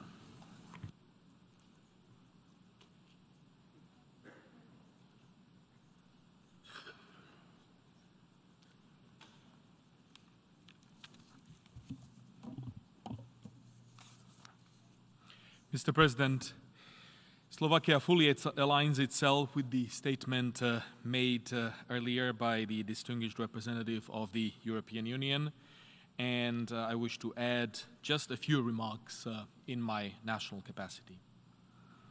The context of today's debate is indeed self-explanatory. Slovakia considers the resolution in front of us another important step towards ensuring accountability of Russia for its continuing unfortunate, unprovoked, and unjustified military aggression against Ukraine in violation of all fundamental values and principles of the UN Charter and international law, upon which this organization is built and upon which we work and we believe in. Under customary international law, the state responsible for the international wrongful act is under obligation to cease that act if continuing and to offer appropriate assurances and guarantees of non-repetition, if circumstances so require. Importantly, the responsible state is further obliged to make full reparation for the injury caused by the internationally wrongful act. This is just a reminder of all of us of this important international law context. The General Assembly has already confirmed in its resolution ES 11/1 of the 2nd of March that the Russian aggression against Ukraine is indeed in violation of Article 2, Paragraph 4 of the UN Charter. That resolution also demanded Russia to cease this internationally wrongful act by immediate, complete, and unconditional withdrawal of all its military forces from the territory of Ukraine within its internationally recognized borders. Today, we have an opportunity to address the second obligation of Russia stemming from its continuing violations of international law. We have already heard what the resolution in front of us seeks and does not seek to do. I will therefore not repeat it, but rather appeal to all delegations in this room with one simple question. Imagine that your neighbor launches and relentlessly continues a brutal and illegitimate military aggression, acting thus in contravention of your right to sovereignty, independence, and territorial integrity. What is more, your neighbor causes enormous, and I have to underline, enormous and unbelievable material and moral damage to your country, and what is more, to your people. We see this taking place daily in Ukraine. In such a situation, would you not want the international community to recognize that the aggressor state must be held to account and that it has the obligation to make full reparation? I believe the answer is clear, and Slovakia strongly encourages all states to vote in line with the legal but also moral imperative today. It is, dear colleagues, indeed our collective responsibility. We will do so on our end. I thank you, Mr. President. I thank the distinguished representative of Slovakia, and I give the floor to the distinguished representative of Italy.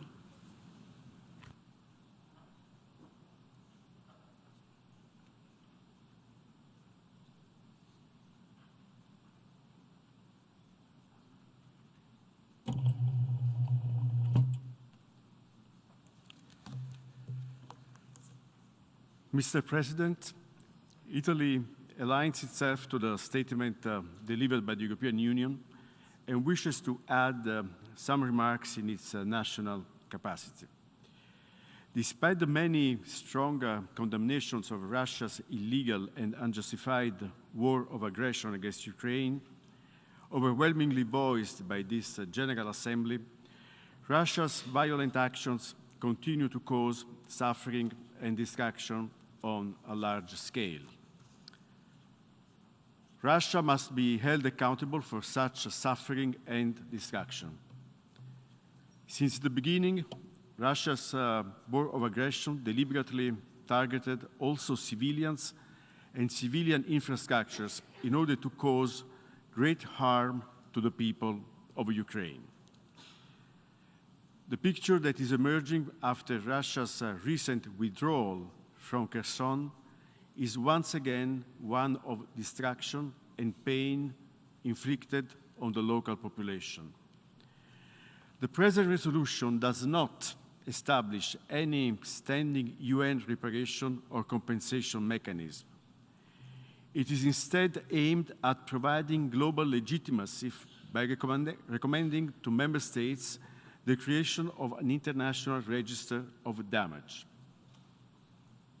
Such register of damages will coordinate and organize evidence-gathering efforts, including those carried out in the context of various investigations by UN bodies. Such register will make sure that the collected evidence will be properly organized, recorded, and properly used in legal proceedings.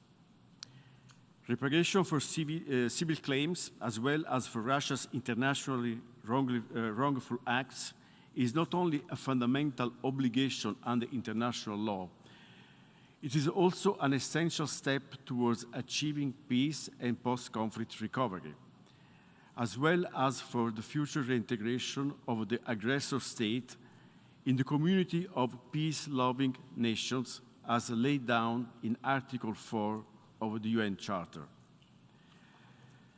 Reparations related to damages caused by Russia's wrongful acts are meant to bring justice to the victims for death, injury, torture, deportation, forced displacement. Italy is proud co-sponsor of this draft resolution. I call on all member states to support justice, reconstruction, and reconciliation by voting yes to this resolution. I thank you, Mr. President. I thank the distinguished representative of Italy. I give the floor to the distinguished representative of Ireland.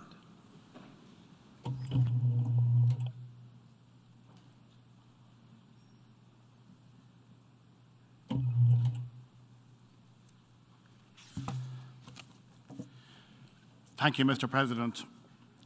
Ireland aligns itself with the statement delivered on behalf of the European Union and makes the following additional remarks in its national capacity. Once again, Ireland strongly condemns the Russian Federation's unprovoked, unjustified, and illegal further invasion of Ukraine.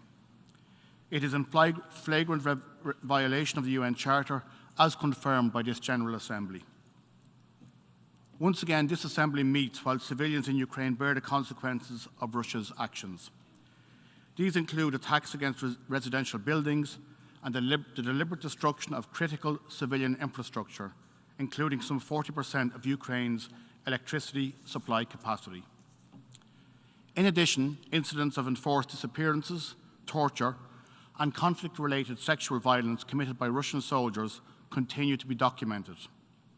Ireland once again urges the Russian Federation to comply with its obligations under international law, including international humanitarian law and international human rights law. We repeat our call on Russia to immediately end its invasion of Ukraine, to withdraw its forces from the entire territory of Ukraine, and to return to the path of dialogue and diplomacy before any more of Ukraine's people are forced to pay the terrible price of this appalling war. Mr. President, notwithstanding the previous resolutions of this body, and in complete disregard of the provisions of the UN Charter, Russia persists in its unashamed and unlawful aggression against Ukraine. There are legal consequences for the Russian Federation arising from its continued breaches of international law. Russia is under obligation to cease its internationally wrongful acts and to make reparations for the injury caused by those acts. The resolution before us today recognises and affirms those clear obligations. Ireland, therefore, supports the recommendation for the establishment of an international register of damage. Such a register of damage would preserve evidence of the damage, loss and injury that has been inflicted upon Ukraine and its people by Russia, creating an essential resource for future and ongoing accountability efforts. A register is also important for a historical record, to shed light on the atrocities, international crimes and human rights violations committed against the people of Ukraine. The proposed register would be an important first step towards accountability in order to provide justice for victims and survivors. The establishment of a register would represent the beginning of a process that can ultimately lead to the payment of reparations in accordance with international law. Reparations will alleviate some of the devastating long-term physical and financial consequences of this horrific war for the Ukrainian people. We urge all members of this General Assembly to vote in favour of the resolution tabled here today. Thank you, Mr. President. I thank the distinguished representative of Ireland. I give the floor to the distinguished representative of the Syrian Arab Republic.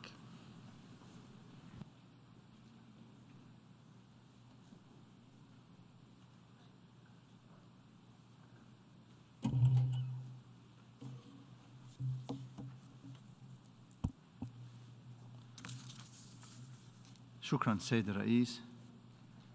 بداية ينضم وفدي إلى البيان الذي ألقته المندوبة الدائمة لإريتريا نيابة عن مجموعة الدول متماثلة التفكير، ويود أن يدلي بالملاحظات التالية بالصفة الوطنية. سيد الرئيس، سيدات والسادة، لقد بات من الواضح أن الدول الغربية تصر على تعزيز حالة الاستقطاب السياسي داخل الأمم المتحدة، وعلى تعميق حالة الانقسام بين الدول الأعضاء فيها، وذلك من خلال تكرار الدعوة لعقد مثل هذه الاجتماعات الهادفة فقط إلى خدمة الأجندة العدائية للدول الغربية تجاه الاتحاد الروسي. إن الجمهورية العربية السورية تؤكد على أن حل الخلافات والأزمات الإقليمية والدولية لا يجب أن تتم عبر ممارسة التضليل وسياسات العزل والإقصاء وفرض العقوبات، أو من خلال إنشاء آليات مسيسة، بل يجب أن تتم عن طريق الدبلوماسية والحوار، وبأن على الجمعية العامة أن تتجنب أي مبادرات قد تؤدي إلى تفاقم النزاع ومنع حله سلمياً. إن تصاعد النزاع بين روسيا وأوكرانيا جاء نتيجة لإذكاء الدول الغربية للنزعة القومية الأوكرانية المتطرفة، ومواصلة تحريض النازيين الجدد ومدهم بالأسلحة والمعدات المختلفة وبلا حدود، الأمر الذي بات يشكل تهديداً لأمن وسلامة دول المنطقة. السيد الرئيس، السيدات والسادة، إن مشروع القرار المعروض أمام الجمعية العامة اليوم يأتي في إطار سلسلة القرارات غير المتوازنة والمنحازة والاستفزازية التي تدفع بها الولايات المتحدة الأمريكية وحلفائها الغربيين لاستهداف الاتحاد الروسي، والذي ينطوي على حالة خطيرة من العدائية تتمثل في الاستيلاء على الأموال والأصول السيادية الروسية التي سبق له تجميدها، وخلق سابقة عبر إنشاء آلية غير شرعية للتعويضات في خروج واضح عن الولاية المعقودة للجمعية العامة للأمم المتحدة. إن فشل جميع المحاولات السابقة لتلك الدول في كسر إرادة الاتحاد الروسي دفعها إلى اللجوء لوسيلة ابتزاز إضافية ضد الاتحاد الروسي عبر اللجوء إلى سرقة الأموال المجمدة في إطار ما يسمونه آلية التعويضات لجبر الضرر والتعويض عن الخسائر ومساعدة الشعب الأوكراني، إلا أن هدفها الحقيقي هو تسديد قيمة مشتريات أوكرانيا المتزايدة من الأسلحة الغربية. إن استغلال الجمعية العامة للتلاعب بقواعد العمل داخل الأمم المتحدة وفرض آليات جديدة غير شرعية وغير مسبوقة من خلال الضغط والابتزاز بات ممارسة ثابتة للدول الغربية في استهداف الدول الأعضاء التي لا تسير في ركب أجنداتها السياسية. السيد الرئيس، إن سياسة المعايير المزدوجة التي تتبعها الدول الغربية قادتها إلى التركيز على قضايا معينة تخدم أجنداتها، وبالمقابل تتجاهل مسؤولياتها عن أفعالها غير المشروعة التي ارتكبتها خلال العقود الماضية بحق عدد من الدول الأعضاء في آسيا وأفريقيا وأمريكا اللاتينية، وذلك في محاولة منها للتنصل من المساءلة عن الأضرار الجسيمة التي ألحقتها بتلك الدول ومنها بلاد سوريا. ولهذا فإن ما تطرحه تلك الدول علينا اليوم لإنشاء مثل هذه الآلية ليس سوى دليل واضح يثبت حجم النفاق السياسي الذي وصلت إليه. السؤال الذي يطرح نفسه هنا: من الذي سيقوم بتعويض بلادي عن قيام ما يسمى بقوات التحالف الدولي بقيادة الولايات المتحدة وحلفائها الغربيين بتدمير البنية التحتية السورية؟ ومن الذي سيعوض الشعب السوري عن سرقة ثرواته الوطنية والخسائر الناجمة عن العقوبات الأحادية والتدابير الانفرادية القسرية اللا إنسانية التي تكبدها طيلة السنوات العشر الماضية؟ لا أحد يطرح هذا السؤال. السيد الرئيس، انطلاقاً من موقف بلادي الثابت والراسخ في رفض جميع محاولات تسييس عمل الأمم المتحدة والتلاعب بها، سيصوت وفدي ضد مشروع القرار المعروض أمامنا، ويحث الوفود الدول الأعضاء على التنبه لمخاطر الانجرار وراء مساعي إنشاء آليات غير قانونية وغير شرعية لا تتسق مع صلاحيات الجمعية العامة وأحكام ميثاق الأمم المتحدة، والتي لن تؤدي إلا إلى خلق المزيد من الفوضى في العلاقات الدولية. شكراً سيد الرئيس. I thank the distinguished representative of the Syrian Arab Republic. I give the floor to the distinguished representative of Nicaragua.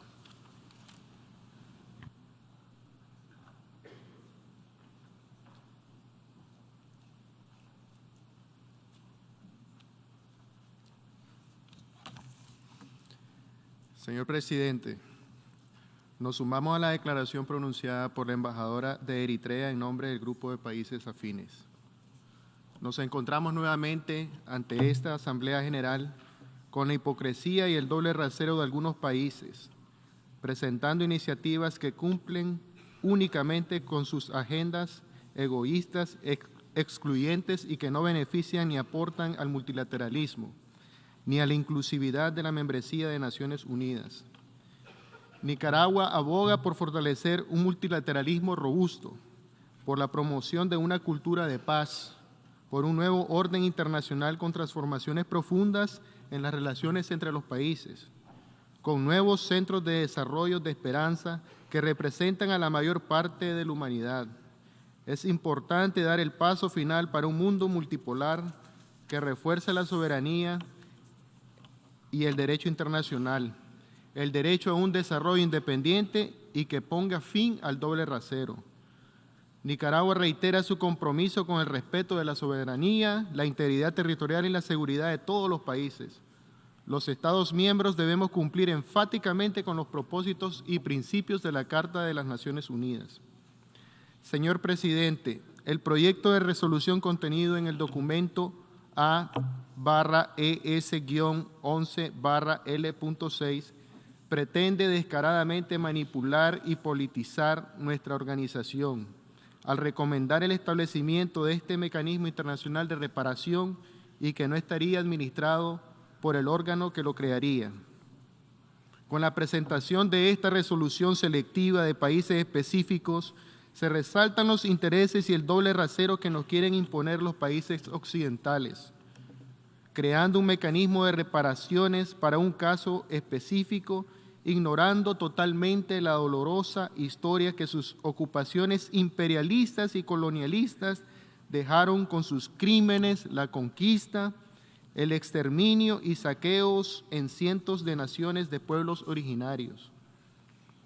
La esclavitud y el genocidio de nuestros pueblos originarios fueron y continúan siendo un crimen de lesa humanidad, sin comparación en la historia de este mundo, y las reparaciones a las cuales tienen total derecho los pueblos originarios, africanos y afrodescendientes, víctimas de semejante barbarie, sigue siendo una deuda pendiente que los países europeos y Estados Unidos se niegan a reparar.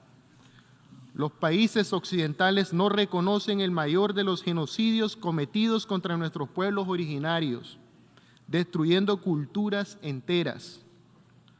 Nos sumamos y apoyamos totalmente las demandas de nuestros hermanos estados del Caribe y África por las reparaciones que han exigido y que los occidentales siguen ignorándose. Señor Presidente, la imposición de sanciones, medidas coercitivas unilaterales son agresiones directas contra los pueblos y en tiempos de pandemia se convierten en crímenes de lesa humanidad, las cuales también en este caso deben ser objeto de reparaciones para todos los pueblos que somos víctimas del daño causado por estas agresiones de parte de países occidentales. No podemos dejar de recordar la doble moral, ese doble rasero de siempre de los occidentales.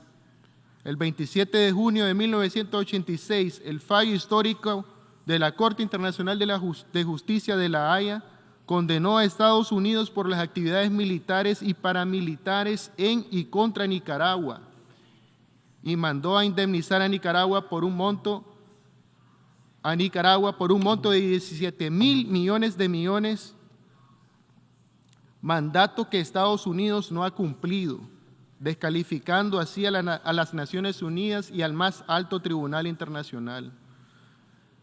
Señor Presidente, en estos días se está realizando la Conferencia del Cambio Climático COP27 en Sharm el-Sheikh. Por décadas, nuestros países en desarrollo han demandado un mecanismo de reparación, de indemnización por nuestras pérdidas y daños causadas por los impactos negativos del cambio climático. ¿Y qué está pasando en la COP27? Nuevamente, los países occidentales que aplican y expanden modelos capitalistas destructivos de producción y consumo, destruyendo nuestra madre tierra, y quienes tienen esas responsabilidades históricas se niegan a establecer un mecanismo de reparación por la crisis climática, la cual no hemos provocado, pero que sí sufrimos con mayor intensidad y frecuencia todos los días. Señor Presidente, para finalizar, el proyecto de resolución A/ES-11/L.6 es una acción divisiva en esta Asamblea General. No promueve el diálogo ni crea condiciones para una solución diplomática. Es un precedente peligroso que tendría repercusiones inimaginables para la paz y seguridad internacional, ya que dicho mecanismo no estará bajo la administración y jurisdicción de nuestra Asamblea General, lo cual es incongruente y no aporta en nada a la paz y la solución del conflicto en Ucrania. Por lo tanto, señor Presidente, Nicaragua votará en contra de este proyecto de resolución. Muchas gracias. I thank the distinguished representative of Nicaragua. I give the floor to the distinguished representative of Romania.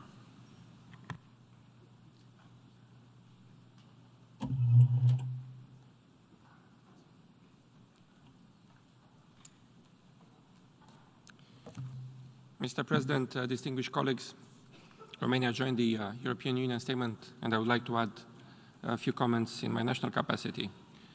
We are well aware of the context of this new debate under the 11th Emergency Special Session of the General Assembly. Despite the repeated calls of this UN body, the Russian Federation continues unabated its unjustified and unprovoked illegal military aggression against Ukraine. The resolution before us is an additional step towards accountability for the blatant violations of international law committed by the Russian Federation in Ukraine. Its provisions seek to complement the existing international efforts related to individual criminal responsibility by adding the missing dimension, the dimension of a state's responsibility for its internationally wrongful acts. It is well established that legal consequences of an internationally wrongful act are the obligations of the responsible state to cease the wrongful conduct and to make full reparation for the injury caused. And this is the basic premise upon which this text is built. The case for reparations for Ukraine should benefit from the legitimacy of the most representative organ of the United Nations, not only because it represents a moral and a legal imperative, but also because it constitutes an important deterrent to the benefit of the entire international community. We have said it before and we will say it again. If the aggressor is left unsanctioned, it could lead to an irreversible decay of the international order many generations have strived to build in the aftermath of the devastating world wars to ensure the lasting reign of peace. This Assembly knows from legitimate and credible sources that the extent of damage and suffering caused by the aggression against Ukraine is immense.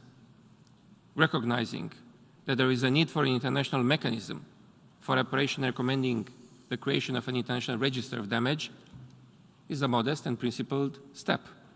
The provisions of this resolution do not establish any new entities. With the full agreement that time is of the essence and that evidence of the damage should be documented, we have trust that the future steps of this process will take into account the need for inclusivity and transparency, and that the future register of damage and potential reparations mechanism will be impartial and firmly rooted in the principles of independence and non-discrimination, and that they will complement the existing national and international evidence-gathering efforts. Romania will vote in favor of this text and hopes that the result will prove our collective commitment to all international accountability efforts in support of Ukraine. Thank you, Mr. President. I thank the distinguished representative of Romania. I give the floor to the distinguished representative of the Democratic People's Republic of Korea.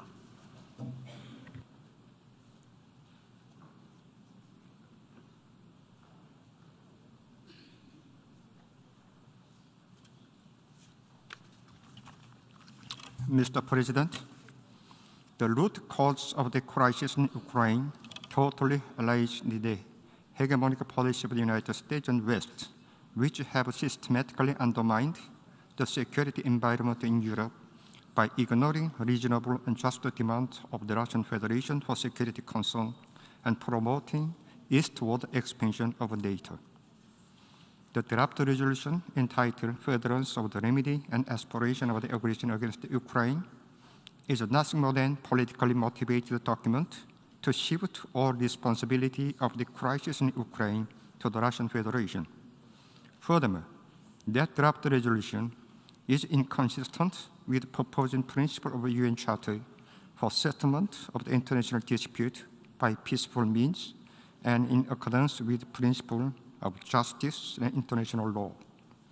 The General Assembly is not a judicial organ, and thus it has no mandate to judge internationally wrongful act and provide the legal ground for remedy and aspiration of certain country.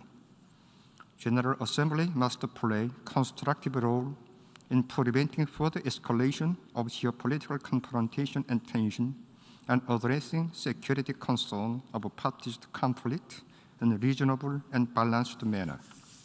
The DPRK delegation expressed its deep concern to the possibility of abusing this draft resolution as a legal basis to illegally seize property and assets of sovereign state. With regard to this issue, I would like to mention the resolution entitled United Nations Convention on Jurisdictional Immunity of State and Their Property, which was adopted at the 59th session of the General Assembly in 2004. Although this UN Convention has not yet come into force due to lack of the sufficient deposits of the instrument of the ratification, all UN member states have reached the consensus that any state enjoy immunity in respect of its property away from jurisdiction of court of others. The text of this convention originated in deliberation of the International Law Commission and was elaborated by ad hoc committee reporting to 6th Committee of the General Assembly. This means that jurisdictional immunity of the state and their property is internationally recognized customary law, and no one can violate this immunity. From this point of view, the allegation of DPRK, a post-draft resolution submitted to current session, is a product of the unilateral and double standard practice that infringe upon interest of sovereign state. I thank you. I thank the distinguished representative of the Democratic People's Republic of Korea. I give the floor to the distinguished representative of China.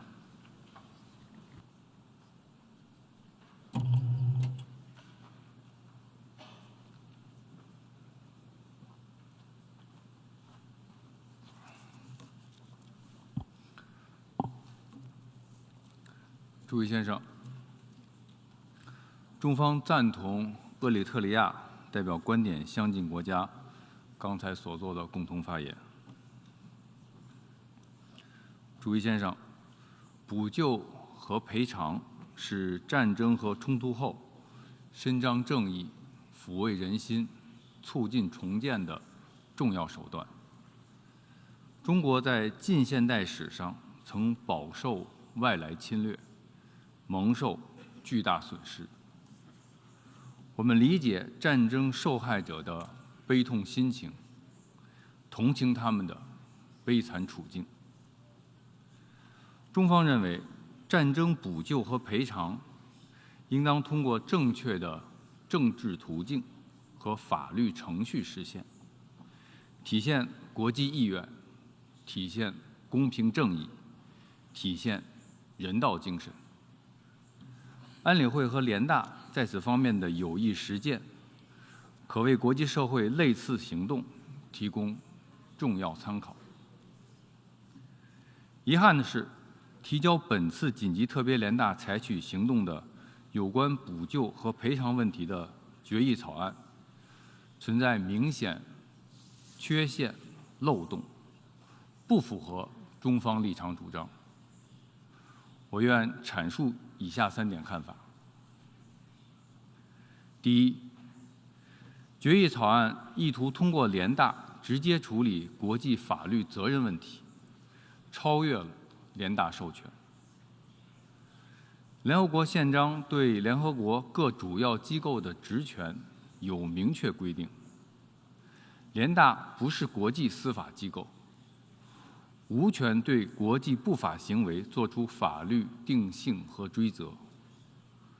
第11届紧急特别联大此前通过的决议，不构成补救和赔偿的法律基础。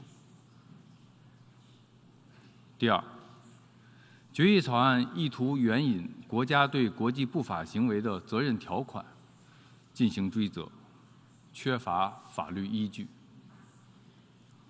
责任条款仅为国际法委员会这一专家机构的研究成果，不是政府间国际条约，不具法律拘束力。责任条款也没有为判定何为国际不法行为，以及是否存在国际不法行为提供法律规范。以责任条款为据进行法律定性和追责，并不恰当。第三，决议草案意图认可部分国家在联合国框架外建立赔偿和损失登记机制，不合惯常实践。部分国家拟建立的此类机制，不在联合国框架内，不受联合国监管，也不向联合国报告，却要让联大为此专门通过决议。这种做法道理上说不通，实践上没先例。还需指出的是，补救和赔偿问题事关重大，影响深远，既关乎和平安全，也关乎公理良知；既关乎政治正确，也关乎国际法治；既关乎当前情势，也关乎历史不公。世界上那些遭受殖民主义、外来干涉、单边制裁、经济封锁等国际不法行为影响的国家，都有权要求补救和赔偿。联大今天采取的行动，应有助于为今后解决有关国家可能提出的补救和赔偿要求提供正确指引，应有助于维护联合国平等对待所有会员国的公正形象，应有助于确保联合国机构按照各自授权开展工作。这样一份重要的决议草案，理应经过会员国充分讨论和广泛协商，最大限度地凝聚共识，弥合分歧，确保在政治上、法律上、程序上都经得起历史的检验。令人遗憾的是，提案国没有认真组织磋商，没有实质性回应会员国的关切，执意推动联大仓促采取行动，这种做法完全不具建设性。基于上述，为维护联合国宪章权威和联大信誉，为维护真正的多边主义和团结协作精神，为维护国际法治和公平正义，中方将对决议草案投反对票。主席先生，乌克兰危机延宕至今已近9个月，对国际社会造成巨大冲击，给我们这个本已乱象纷呈的世界带来更多的不确定性、不稳定性。冲突长期化、扩大化、复杂化，不符合任何一方利益，对发展中国家伤害尤深。中方再次呼吁有关各方早日重回对话谈判，推动局势回到政治解决的正确轨道。包括联大在内的国际社会，均应为此付出积极努力，而不是挑动对抗、激化矛盾、加剧分裂。最后，我愿重申，中方在乌克兰问题上的立场是一贯的、明确的。我们始终主张各国主权、领土完整都应该得到尊重，联合国宪章宗旨和原则都应该得到遵守，各方合理安全关切都应该得到重视，一切有利于和平解决危机的努力都应该得到支持。中方愿继续同国际社会一道，为推动早日实现停火止战、局势走向缓和、危机得到政治解决，发挥建设性作用。谢谢主席。I thank the distinguished representative of China. I give the floor to the distinguished representative of France.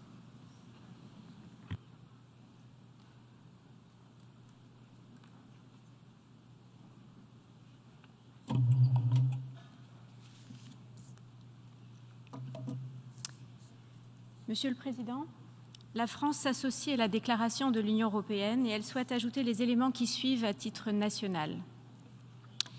La France est résolument engagée aux côtés de l'Ukraine et du peuple ukrainien pour que justice soit rendue à toutes les victimes de la guerre illégale que mène la Russie contre l'Ukraine. Les victimes doivent être respectées dans leur dignité, mais également dans leurs droits.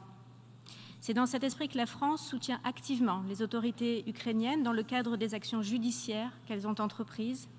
Nous avons, avec 43 autres États, saisi la Cour internationale et nous la soutenons financièrement et politiquement dans le cadre des enquêtes qu'elle mène actuellement en Ukraine.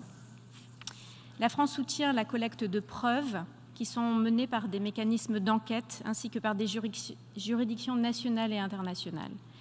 Le 4 mars 2022, le Conseil des droits de l'homme a créé une commission d'enquête internationale indépendante chargée de collecter, d'analyser les éléments de preuve des crimes commis en Ukraine par la Russie. Le 23 septembre, le président de cette commission a présenté son rapport lors de la 51e session du Conseil des droits de l'homme. Il conclut très clairement que des crimes de guerre ont été commis en Ukraine. C'est sur la base de ces éléments que la France soutient et parraine la résolution qui recommande la création d'un futur registre qui permettra de répertorier les informations, les preuves, pour que les réclamations concernant les dommages, les pertes et les préjudices subis par toutes les victimes ukrainiennes de la guerre provoquée par la Russie puissent être prises en compte. Monsieur le Président, l'impunité n'est concevable ni ailleurs, ni en Ukraine. La Russie sera tenue responsable. Elle devra répondre de tous les crimes, des violations flagrantes du droit international, et elle devra supporter les conséquences juridiques de tous les actes internationalement illicites commis en Ukraine. Nous appelons donc les membres de cette Assemblée à apporter tout leur soutien à ce projet de résolution. Je vous remercie. I thank the distinguished representative of France. I give the floor to the distinguished representative of South Africa.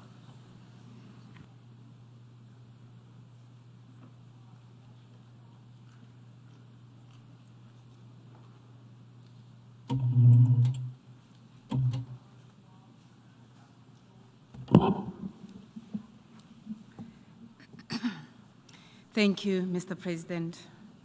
South Africa continues to express its deep regret that the war in Ukraine persists despite its devastating impact and negative humanitarian effects on the people of Ukraine, including women and children. This is a war whose impact is also felt in countries all over the world, as it contributes to the current debilitating global food, fuel, and financial crisis. The war, no doubt, is contributing to slowing down the momentum on the implementation of the 2030 Agenda for Sustainable Development. South Africa, therefore, reiterates its call for an immediate cessation of hostilities and the establishment of a diplomatic process to end the war. We further reiterate that the territorial integrity of states, including that of Ukraine, must be respected, and we reject all actions that undermine the purposes and principles of the UN Charter and international law. Mr. President, Article 1 of the Charter of the United Nations provides that the purpose of our organization is to maintain international peace and security, and to that end, to take effective collective measures for the prevention and removal of the threats to the peace, and for the suppression of acts of aggression or other breaches of the peace, and to bring about, by peaceful means and in conformity with the principles of justice and international law, adjustments or settlement of international disputes or situations which might lead to a breach of the peace. This is what we should be endeavoring to do. We should be asking ourselves, are our ways and action focused on the maintenance of peace, or creating further divisions that make the attainment of immediate peace less likely? South Africa believes that the UN Security Council should play a constructive role in the resolution of this conflict. In line with its charter mandate, for the maintenance of international peace and security. We regret that in the case of the war in Ukraine, the Security Council continues to abdicate this mandated responsibility. The Security Council has thus far failed the people of Ukraine. However, it is not too late for the Council to play a constructive role in the resolution of the conflict. Should the Council fail to act, the General Assembly should focus on efforts to stop the war and consider resolutions that contain concrete proposal towards that end. The General Assembly should create conditions conducive to dialogue, mediation, and diplomacy as the only path that will lead to a peaceful resolution of the conflict. This is a role that the General Assembly has played before, and there is no reason it cannot do so now. Furthermore, the Secretary General should directly engage the parties to conflict towards an immediate cessation of hostilities. This is a process that should contain clear deliverables and timelines. The Secretary General has already illustrated the constructive role that he can play by facilitating the agreement on the Black Sea Grain Initiative. As we have stated before, this important example could be the basis for an agreement leading to a diplomatic resolution of the conflict. Additionally, the General Assembly and the Secretary General could consider creating a group of eminent persons to assist with the mediation between the parties to the conflict. Constructive actions such as these are urgently required to ensure that we move towards peace.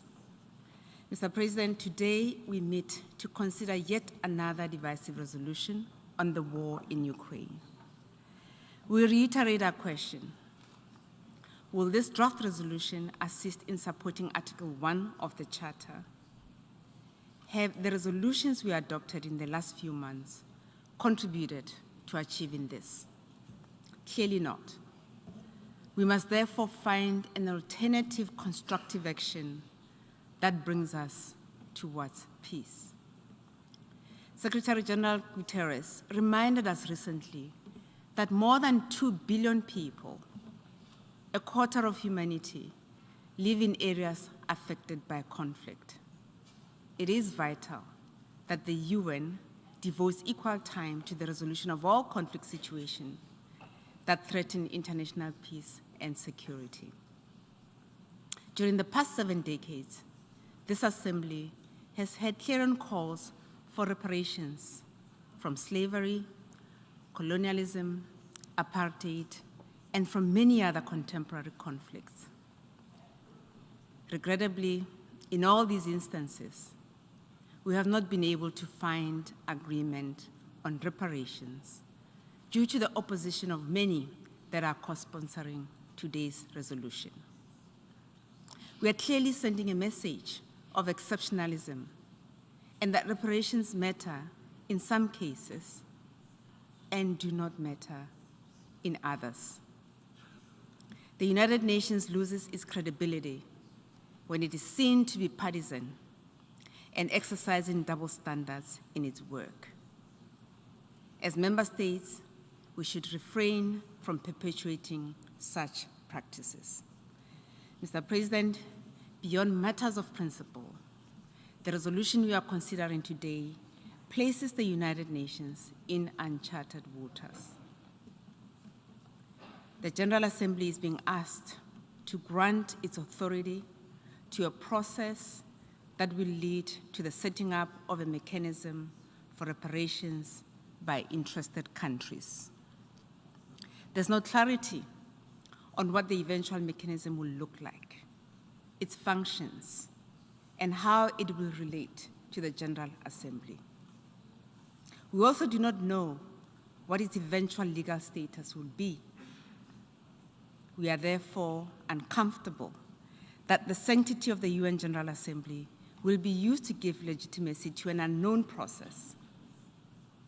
Moreover, once this is done, it will be deemed that the mechanism was created by the General Assembly, undermining its crucial role and negatively affecting its credibility, which will create a problematic precedent. For all these reasons, Mr. President, South Africa is unable to vote in favor of this resolution and will abstain. I thank you. I thank the distinguished representative of South Africa. I give the floor to the distinguished representative of the Netherlands.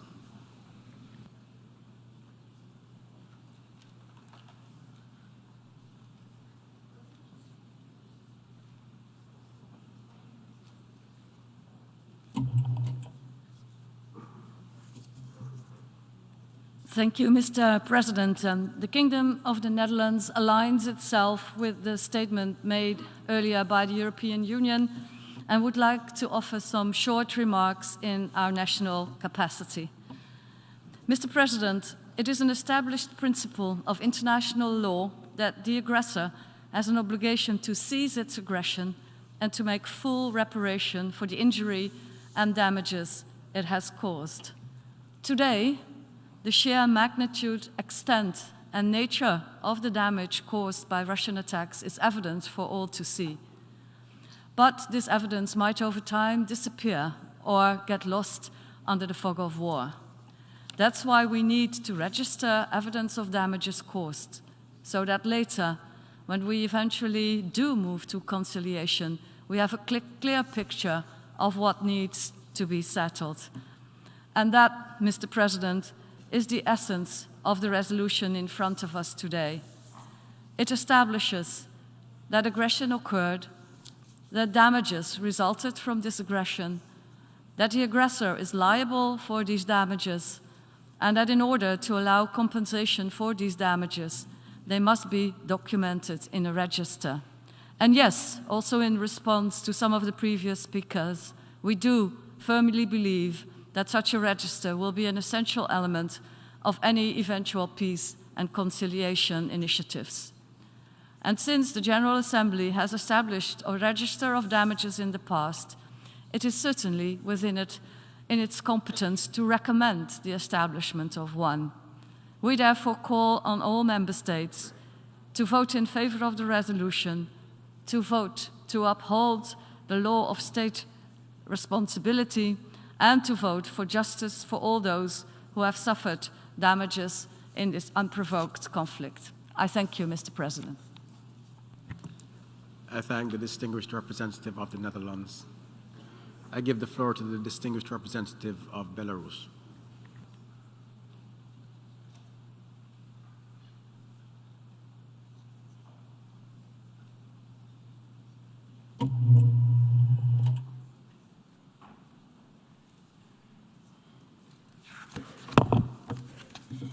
Уважаемый господин председатель, прежде всего, Республика Беларусь полностью поддерживает заявление, которое сделала Эритрея от имени группы государств-единомышленников.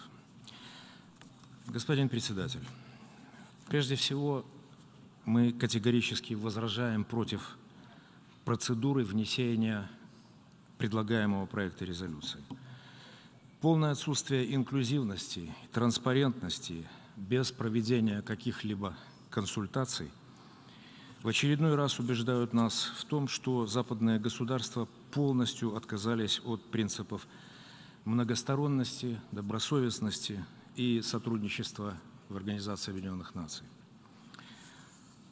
Как вы все прекрасно знаете, Республика Беларусь стояла у истоков как Минских соглашений, так и комплекса мер по их выполнению, Минск-2. На протяжении всего конфликта Беларусь делала все возможное для организации переговоров между Россией и Украиной, обеспечивая их проведение на высшем, на высоком уровне и в том числе в рамках трехсторонней контактной группы.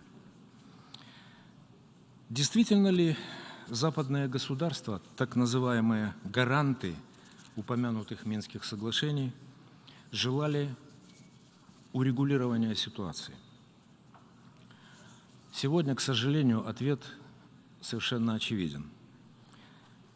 Одобрение государственного переворота в 2014 году, провоцирование на протяжении 8 долгих лет эскалации конфликта на Донбассе, поддержка Украины при ее отказе выполнять Минские соглашения, превращение Украины в антироссию, накачивание Украины оружием создали все предпосылки для того, чтобы обе страны стали друг для друга представлять фактически экзистенциальную угрозу. Коллективный Запад никогда и не пытался убедить Украину выполнять Минские соглашения. Западные государства, гаранты соглашений, не выполнили свои обязательства. Если бы они это сделали, мы сегодня в этом зале эту проблему бы не обсуждали. Главная задача западных государств состояла в максимальном ослаблении России и в создании условий, при которых Россия уже не могла бы не реагировать. Проект не выдерживает никакой критики с точки зрения международного права. Это всего лишь попытка легализовать воровство чужих активов. Это также очень хороший наглядный пример для всех нас, для всех тех, кто по-прежнему считает, что частная собственность на Западе священна. Проект не упоминает о преступлениях, совершавшихся колониальными державами на протяжении столетий, последствиях рабства, уничтожения целых народов, которые проживали на захваченных территориях. Никто и никогда не выплачивал и не выплатит уже репарации, компенсации странам и народам за ущерб, который, кстати говоря, наверное, не поддается никакой оценке, и за все те страдания, которые эти страны и народы перенесли. В проекте нет ни слова и о нынешнем экономическом терроризме, незаконных блокадах, незаконных санкциях, попытках экономического удушения целых стран и народов. Недавно руководство ООН отмечало, что война на Украине является сегодня лишь одним из почти 30 вооруженных конфликтов в мире. Генеральная Ассамблея не должна делать исключения для одного конфликта, каким бы тяжелым он ни был, не должна ставить его выше интересов развивающихся стран, несущих на себе наиболее тяжелые последствия войн, в том числе и ведущихся сегодня, иностранного вмешательства, рабства, колониализма, геноцида. Предложенный документ ни на один шаг не приблизит нас к миру, а лишь еще больше поляризует. Республика Беларусь проголосует против данного проекта резолюции. Благодарю вас за внимание. I thank the distinguished representative of Belarus. I give the floor to the distinguished representative of Cuba.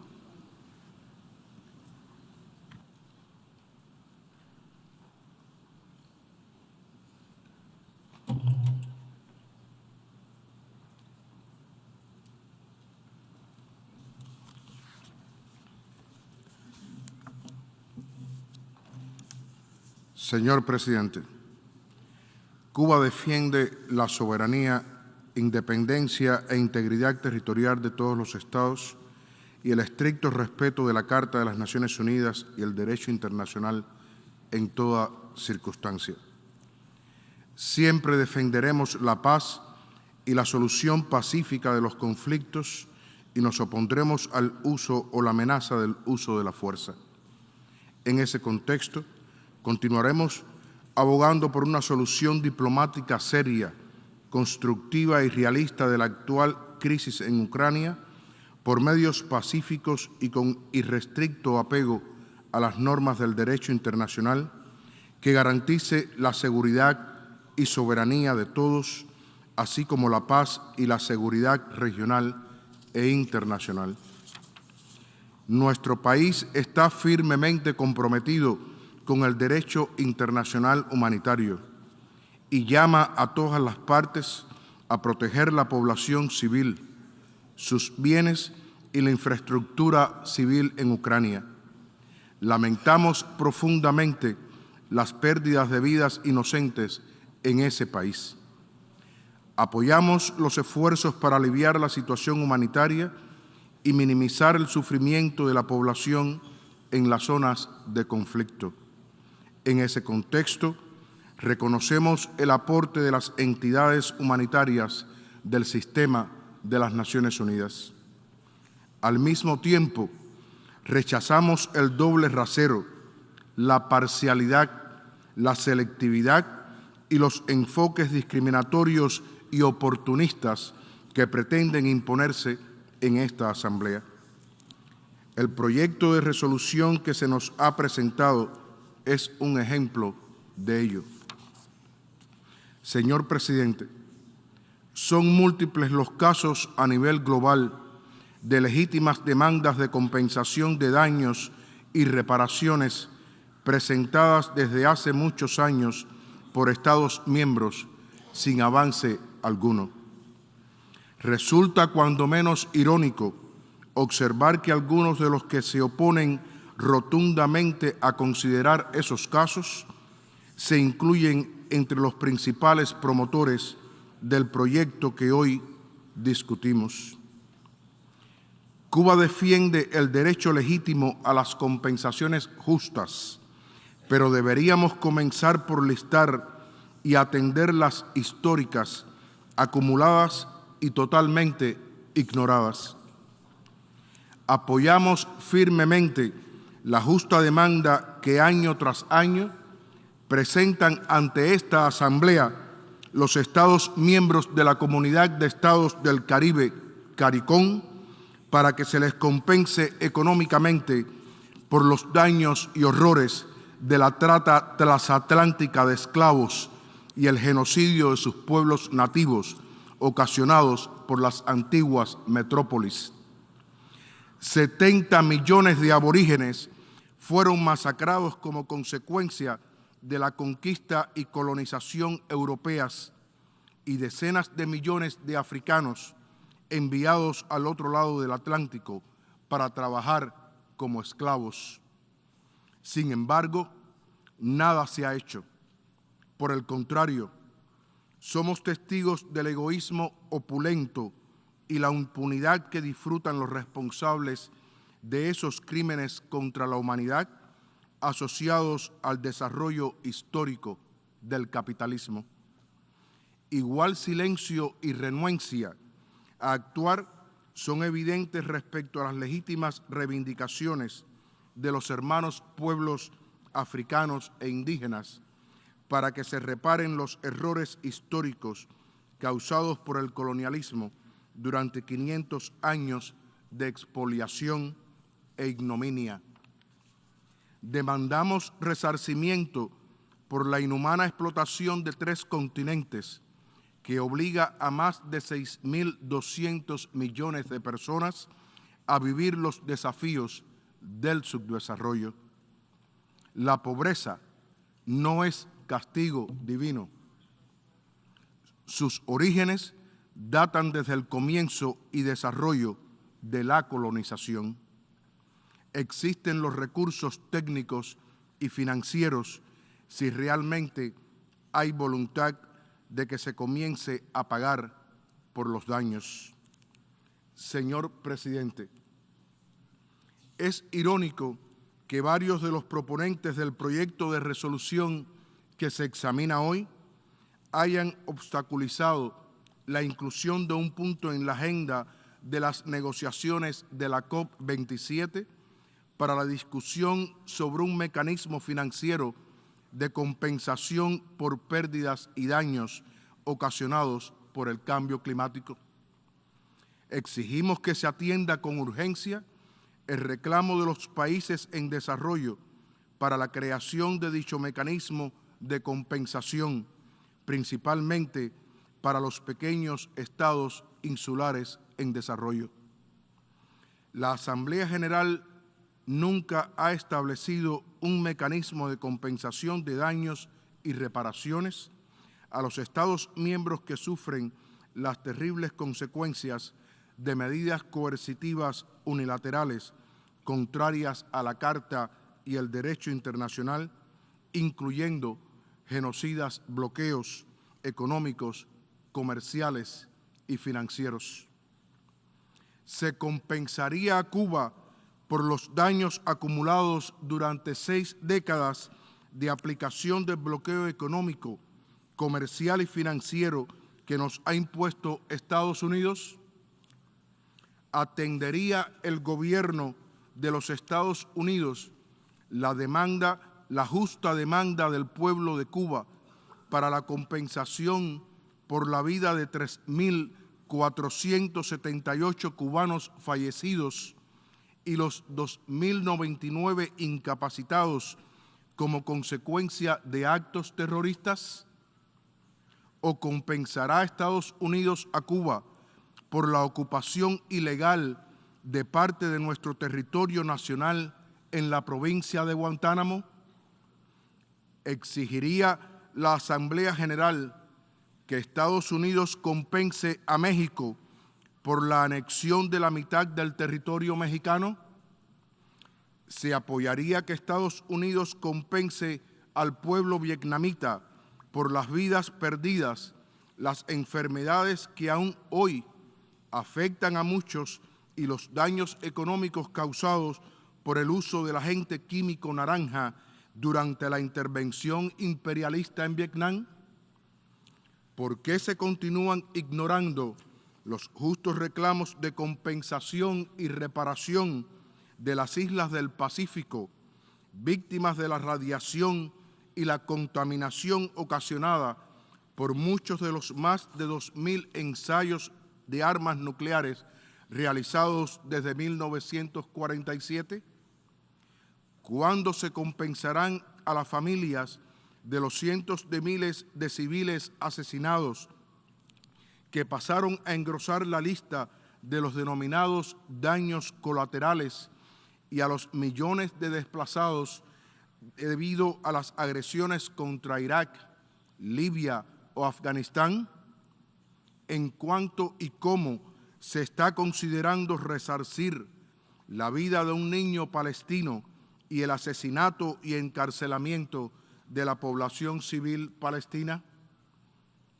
¿Se compensará a Siria por los daños a su patrimonio, economía y población como consecuencia de la guerra que le ha sido impuesta a esa nación? Señor presidente, limitar y acelerar la creación de un mecanismo de reparación en determinado conflicto, mientras se continúan ignorando muchos otros reclamos históricos, legítimos y bien documentados, no solo es injusto y moralmente inaceptable, sino que ocasiona un grave daño a la credibilidad de la Asamblea General. Muchas gracias. I thank the distinguished representative of Cuba. I give the floor to the distinguished representative of the Islamic Republic of Iran.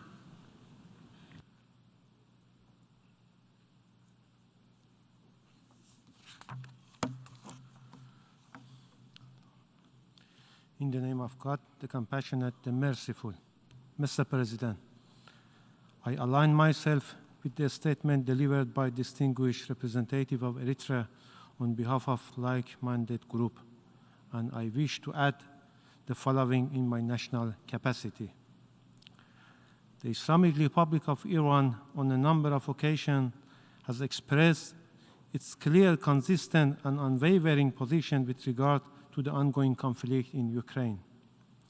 As a founding member of the United Nations, the Islamic Republic of Iran strongly supports fundamental principles of international law and purposes and principles of the United Nations as enshrined in its charter. In the same vein, Iran has long been advocating the Declaration on the Principle of Law concerning friendly relations and cooperation among states in accordance with the Charter of the United Nations, and reaffirming the basic principle contained therein, particularly underlining that all states shall refrain in the international relation from military, political, economic, or any other form of coercion aimed against the political independence or territorial integrity of any state. Regrettably, the same countries that emphasize the importance of maintaining and strengthening the international peace founded upon freedom, equality, justice, and respect for human rights, and developing friendly relations among nations, irrespective of their political, economical, and social systems or the level of their developments, were and continuing to be at the forefront of the violation that very principles as well. The Islamic Republic of Iran supports the United Nations' ongoing efforts to find a peaceful solution to the Ukraine conflict. The United Nations should maintain objectivity and impartiality in order to play a responsible and constructive role in the political settlement of this conflict. Mr. President, the draft resolution contains language that fall outside purview of the competence of the General Assembly, and according to the Article 39 of the Charter, the General Assembly has no authority to determine the existence of an act of aggression. Furthermore, the General Assembly Resolution 3314 of 14 December 1974, based on the same article of the Charter, call on the Security Council to determine the existence of an act of aggression. We must not tolerate abusing General Assembly for furthering narrow interests of a group of states by shrinking the role of this august body to a rubber stamp, as this would result in further undermining multilateralism and the role of law at the international level. If agreed upon, the proposed mechanism would have no actual contribution to the peaceful resolution of the conflict. Rather, it will serve only as a political tool in the hand of the group of states. Problem here is that the main sponsor of this draft resolution, in a blatant double standard, apply different criteria in other conflicts of the world, such as Syria, Palestine, Afghanistan, Yemen, and so on. We share this view that if an international mechanism is to be established to investigate violations of international law caused by a state wrongdoing and assess the reparation, it should be a mechanism with a broad mandate that could address any instance of international wrongdoing committed by any state and address all the incidents and demands for reparation, including those arising from international responsibility for military aggressions, looting, blockade, unilateral sanctions, occupations, and apartheid, as well as provision of weapons of mass destruction, including chemical weapons, to the brutal regime like Saddam Hussein. The Islamic Republic of Iran emphasized the inviolability, the jurisdictional immunity of states and their property, which are generally accepted as a principle of customary international law. The Islamic Republic of Iran hereby registered its strong objection to any mechanism that undermine this well-established principle of international law. We would like to record that any act or decision that may be derived from the mechanism referred to the OP3 and OP4 of the draft resolution will have no legal status and will thus be null and void. I thank you, Mr. President. I thank the distinguished representative of the Islamic Republic of Iran. I give the floor to the distinguished representative of the United States.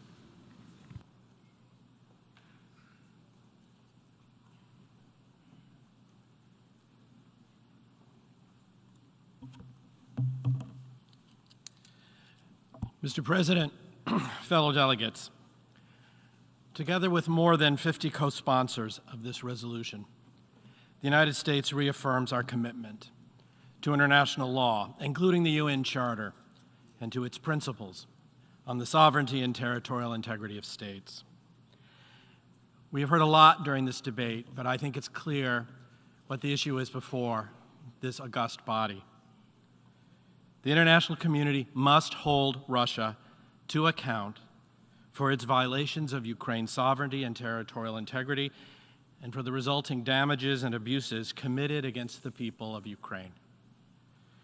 This resolution represents a critical step toward accountability. It highlights the importance of gathering evidence to support eventual claims for compensation from Russia on a non-criminal track for the injuries, the deaths, and the extensive damage to public and private property caused by Russia's internationally wrongful acts in Ukraine. The mounting costs, including the appalling human toll of Russia's unprovoked and unlawful invasion of its neighbor and fellow UN member state, are tremendous. To date, there have been thousands killed, millions more displaced, and an untold number disappeared.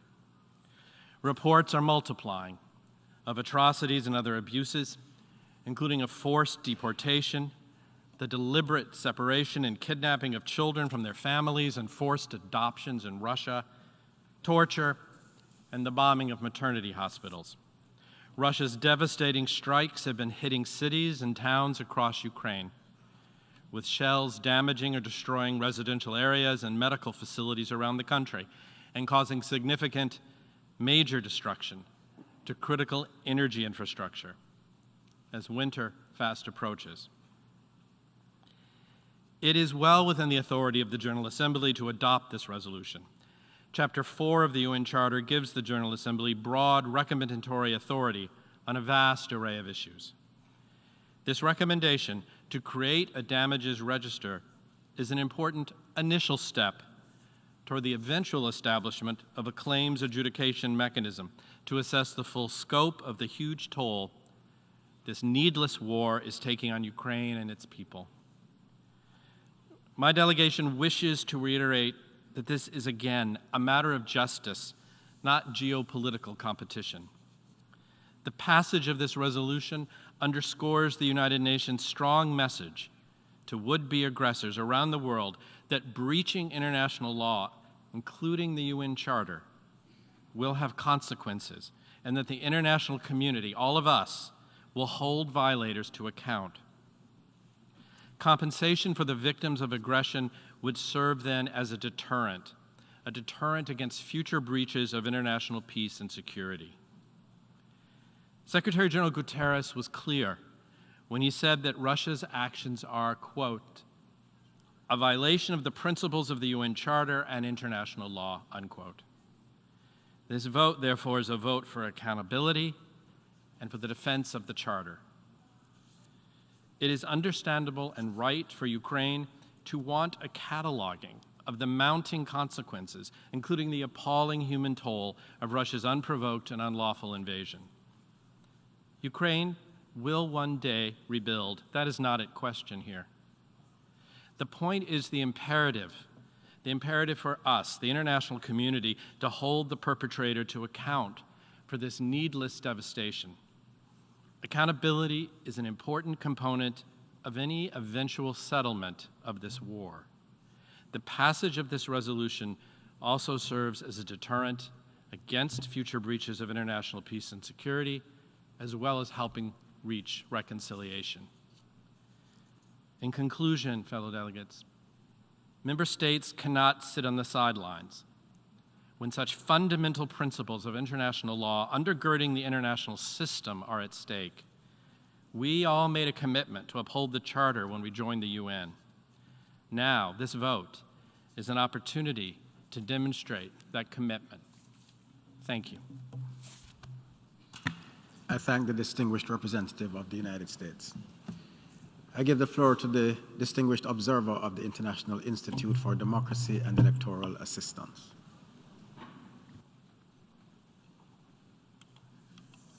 Excellencies, the resilience of its democracy has been a remarkable achievement of Ukraine in the face of the war of aggression waged by the Russian Federation since February 2022. A key dimension of Ukraine's reaction, alongside its military response, has been the impressive engagement of a wide range of social actors from all segments of the Ukrainian society in the fight to defend democratic freedoms and rights at the time when it was attacked by overwhelming forces of invasion. The magnitude of the physical destruction is huge as the human and social costs of the aggression grow every day. Human rights abuses and violations are being documented in the territories occupied by Russia and recovered by Ukraine. The impact of Russian tactics of systematic destruction of critical infrastructures in Ukraine will have long-lasting consequences. The responsibility of the Russian Federation should be addressed with reference to UNGA Resolution 60-147. For its recovery and the reconstruction of its infrastructure and economy, Ukraine will have to face exceptionally difficult challenges. To cope with them, it will certainly need extensive and prolonged support by the international community. It will also require assistance for further strengthening its democratic institutions. They will be essential for successfully countering corruption and achieving the ambitious results of what will likely be a multi-billion reconstruction investment plan. In fact, Russia targeted not only strategic military infrastructures, but also civilian targets, public services, supply networks, and centers. Among such critical infrastructures, we should also include political and civil society institutions and actors at the local level whose past engagement in Ukrainian democracy was seen as a threat towards Russia's strategic interests and a threat to its illegal and illegitimate claim to retain control of captured areas despite the sovereignty, independence, unity, and integrity of Ukraine. Let us never forget that this conflict is not only about sovereignty, but also about democracy.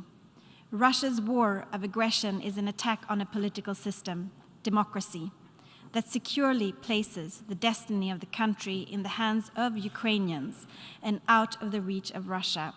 The coming process of reconstitution and recovery from the devastation wrought by the invasion therefore needs to place democracy at the center. In recent analysis, International IDEA has stressed some of the critical issues that the post-war economic, social, and political recovery in Ukraine should consider regarding the future of its democracy. This daunting task of addressing the consequences of the aggression, rebuilding physical infrastructure, and restoring basic services should place such issues at the core of the reconstruction effort.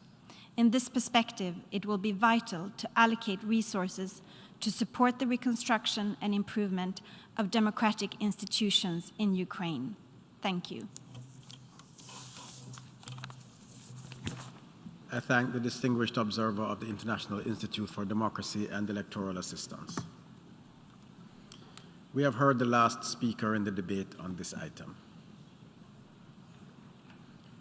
We shall now proceed to consider draft resolution A/ES-11/L6. Explanations of vote before the vote. Before giving the floor for explanations of vote before the vote, may I remind delegations that explanations of vote are limited to 10 minutes and should be made by delegations from their seats. I give the floor to the Bahamas on behalf of the Caribbean community. Mr. President, I have the honor to make this statement on behalf of the 14 member states of CARICOM in explanation of vote on the draft resolution. CARICOM strongly condemns the unilateral military incursion into Ukraine by the Russian Federation. We maintain the view that the military action by Russia in Ukraine is a flagrant violation of the principles enshrined in the UN Charter, both in word and in spirit. It undermines the core principles of respect for sovereignty and territorial integrity, the non-interference in the internal affairs of sovereign states, and the obligation to refrain from the threat or use of force in international relations. CARICOM considers these principles non-negotiable obligations to which all of us, as member states of this United Nations, have freely consented to be bound. Mr. President, CARICOM subscribes to the principle that for every wrong, there is a remedy. This is a fundamental principle of law and equity, and we believe it to be an equally fundamental principle of international law. Indeed, wherever there are wrongs committed, the victim should be entitled to appropriate remedy, including compensation for injury, loss, and damage caused by that wrong. It is a fact that the nation of Ukraine has experienced injury, suffering, and death of many of its people, both military and civilian, as well as damage to critical infrastructure. The world has seen images of the destruction of homes, schools, hospitals, and other institutions and buildings, causing mass displacement of individuals, businesses, families, and communities. We understand that the cost of repairing this damage will be extensive, and that, consistent with principles of law and equity, the burden of such compensation should be imposed upon the perpetrator. CARICOM also gives due recognition to the global community that views, correctly, that the United Nations is vital to resolving matters of international consequence, including to promote peaceful coexistence in cases where resolution proves elusive. Mr. President, at the same time, while CARICOM supports in principle Ukraine's legitimate claim for reparations for wrongs committed against it by Russia, we believe that such a process must be pursued through an appropriate mechanism. What is being proposed in this resolution contemplates that the General Assembly should endorse a process over which it will have no control, no oversight, indeed, no role to play whatsoever. The resolution as drafted asks member states, having thus given their approval, to then trust that the process will be conducted fairly and objectively, with integrity, transparency, and in accordance with the relevant principles of international law.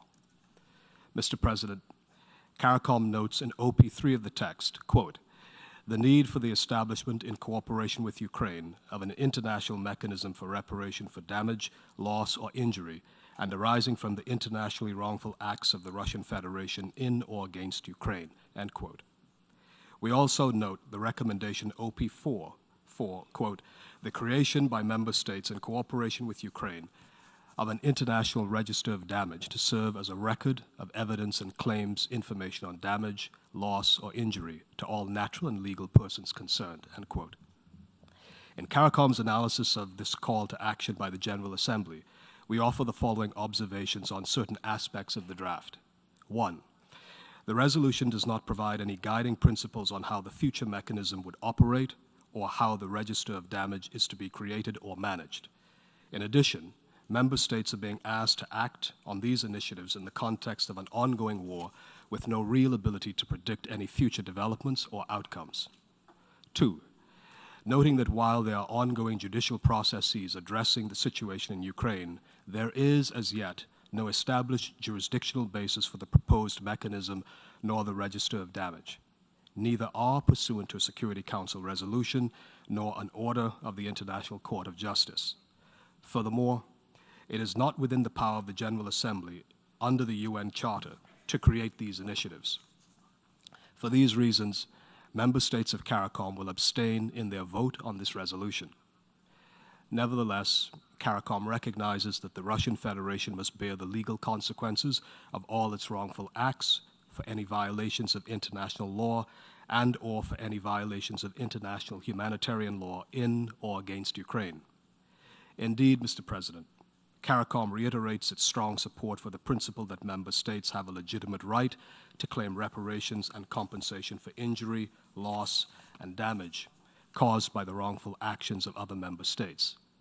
This principle is to be applied in the present case as well as other similar cases worldwide. CARICOM makes this broader point regarding a range of issues before the international community, including climate action and indeed reparations in connection with the transatlantic slave trade and native genocide. Mr. President, mass atrocity crimes and gross violations of international law demand scrutiny and justice without exception for whenever, in time they occurred, wherever in the world they occurred, and by whomever they were perpetrated. There will always exist a moral and or legal obligation to correct injustice, including the legacy of past injustice. In closing, CARICOM reaffirms its strong opposition to any and all actions which instigate the disruption of a peaceful multilateral order. We therefore reiterate the call for an end to hostilities, the immediate, complete, and unconditional withdrawal of Russian military forces from the territory of Ukraine, and the return to dialogue and diplomacy in good faith to peacefully and constructively resolve differences. Thank you. I thank the Bahamas on behalf of the Caribbean community. I give the floor to Mexico.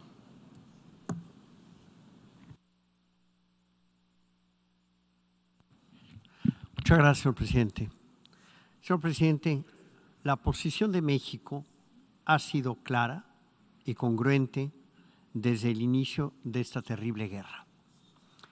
México defiende la soberanía, la unidad nacional, la independencia y la integridad territorial de Ucrania dentro de sus fronteras internacionalmente reconocidas. Sin lugar a dudas, todo daño causado como consecuencia de este conflicto armado debe ser reparado de conformidad con el derecho internacional. La rendición de cuentas es una pieza ineludible del Estado de Derecho. En este sentido, tomamos nota de que hay procesos judiciales en curso que pueden llegar a establecer mecanismos de reparación de daños y, desde luego, a castigar a los responsables. A pesar de que se trata de un conflicto activo y cambiante, en el que la etapa de reparaciones se encuentra aún distante, pero tomando en cuenta que la resolución que analizamos se limita a recomendar la creación de un registro de los daños, mi delegación votará en favor de la misma. Muchas gracias. I thank Mexico, and I give the floor to the Bolivarian Republic of Venezuela. Señor presidente, la República Bolivariana de Venezuela suscribe la intervención formulada por el Estado de Eritrea en nombre de un grupo de países de pensamiento afín. En cuanto al procedimiento, permítanos reiterar nuestra grave preocupación ante los intentos de un grupo de estados por imponer a esta Asamblea General una práctica que es contraria al espíritu de transparencia, inclusión y buena fe que debe imperar en el marco de un multilateralismo verdaderamente revitalizado para juntos abordar los grandes y acuciantes desafíos, muchos de ellos comunes, que tenemos por delante como humanidad.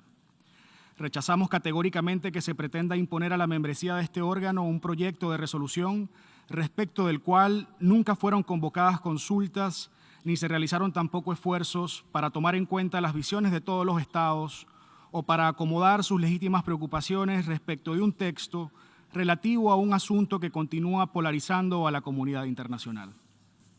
Insistimos en que esa metodología de trabajo y la continuada negación a forjar consensos difícilmente nos acercará al objetivo que nos debería convocar a todos por igual en medio de la actual coyuntura internacional, el de alcanzar la paz.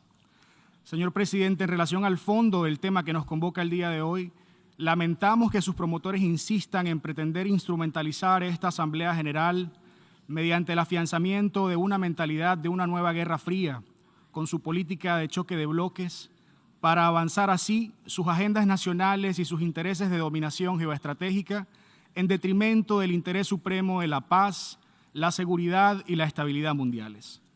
Debemos decirlo claramente, la adopción de este proyecto de resolución solo se sumará a la ya larga lista de eventos desafortunados y lamentablemente endosados por este órgano que solo han terminado por generar mayor confrontación, mayores tensiones y mayores divisiones, alejándonos de un horizonte político y, en su lugar, acercándonos cada vez más de manera deliberada a un punto de no retorno que tiene el grave potencial de comprometer la supervivencia de las generaciones presentes y futuras. Se trata, pues, de un proyecto de resolución cargado de dobles estándares y de gran selectividad, a través del cual lo que realmente se busca no es alcanzar una solución pacífica por la vía de la diplomacia, el diálogo o la negociación política, sino utilizar esta Asamblea General para confiscar los bienes, activos y recursos soberanos de otros estados, así como para avanzar fines de dudosa naturaleza. Todo ello como resultado de la aplicación de una serie de medidas coercitivas unilaterales que son violatorias de toda norma del derecho internacional y de los postulados consagrados en la Carta Fundacional de nuestra organización. Señor presidente, Venezuela conoce de primera mano el resultado de la confiscación de bienes y activos, así como del saqueo de recursos soberanos y de cómo esos mismos recursos que nos han sido robados son utilizados para financiar proyectos abyectos y criminales. De allí que no nos sorprende que sean los mismos que continúan hoy agrediendo a mi país, robándole miles de millones de dólares, incluyendo toneladas de nuestras reservas nacionales en oro, los que promuevan la creación de este tipo de mecanismos oscuros que, por demás, tiene serias deficiencias tanto conceptuales como operativas y que parecen enmarcarse en la lógica de la guerra perpetua de los Estados Unidos. Ahora bien, se busca que dicho mecanismo sea establecido por esta Asamblea General, pero de forma alguna se establece que el mecanismo debería también rendir cuentas a este mismo órgano. Tampoco se brindan detalles sobre sus términos de referencia o sobre cómo funcionaría, quiénes lo integrarían, etc. Ese es precisamente el supuesto orden basado en reglas que tanto pregona Occidente. Reglas que son desconocidas, pero que discursivamente son útiles para invocar siempre y cuando sirvan para avanzar sus intereses. Por otra parte, destaca el hecho de que los proponentes del borrador de resolución pretenden desconocer las justas luchas de diversos pueblos de África, Asia, América Latina y el Caribe, que exigen reparaciones apropiadas por los crímenes cometidos y los daños y perjuicios incurridos por las potencias coloniales e incluso por sus más recientes aventuras militares, y que ahora, como confirma su ausencia de este texto ante nosotros, son desconocidas con total desvergüenza. Es algo que, sin embargo, tampoco nos sorprende, pues va igualmente de la mano con los dobles raseros a los que ya nos tiene acostumbrado todo Occidente y sus aliados. Resulta inconcebible que cuando se trata de reparaciones para beneficiar a ciudadanos europeos, la llamada comunidad internacional no solo reacciona en masa, sino que exige y prepara con gran celeridad novedosas soluciones y mecanismos pseudojurídicos para dar respuesta a tales reclamos. Cuando se trata de reparaciones para los pueblos de nuestro mundo en desarrollo, sin embargo, esa misma comunidad internacional, liderada por quienes nos presentan hoy este proyecto de resolución y cuyos gobiernos mantienen aún una mentalidad colonialista y supremacista, ignora abiertamente sus luchas a favor de la verdad, la justicia y la reparación. Sufren, pues, de una grotesca amnesia moral. Lamentamos, asimismo, el hecho de que entre los promotores y copatrocinadores del texto que se nos presenta el día de hoy se encuentren incluidos gobiernos de países que, al igual que Venezuela, fueron sometidos a la ocupación, la dominación y la opresión del yugo colonial y cuyos pueblos hermanos reclaman hoy, al igual que tantos otros alrededor del mundo, justas reparaciones por los crímenes cometidos, bien sea en forma de genocidio, exterminio, esclavitud, trata de personas, apartheid y otras tantas atrocidades. Señor presidente, es por todo lo anterior que consideramos que el borrador de resolución contenido en el documento A/ES11/L.6 de forma alguna contribuirá al objetivo de lograr una paz duradera por la vía del diálogo político y la negociación diplomática, razón por la cual hacemos un llamado a los miembros responsables de la comunidad internacional a votar en contra de dicho texto. Reiteramos que, muy por el contrario, nuestra organización debe desempeñar el papel central que le corresponde en este momento histórico y decisivo para la preservación de la humanidad, a través de la facilitación de un entorno constructivo y de buena fe que propicie el diálogo, la negociación y el logro de una solución pacífica. Y es que de adoptarse este nuevo proyecto de resolución, no podemos dejar de enfatizar que se crearía un grave precedente que acarrearía serias implicaciones sobre los trabajos y la credibilidad de las Naciones Unidas y de esta Asamblea General.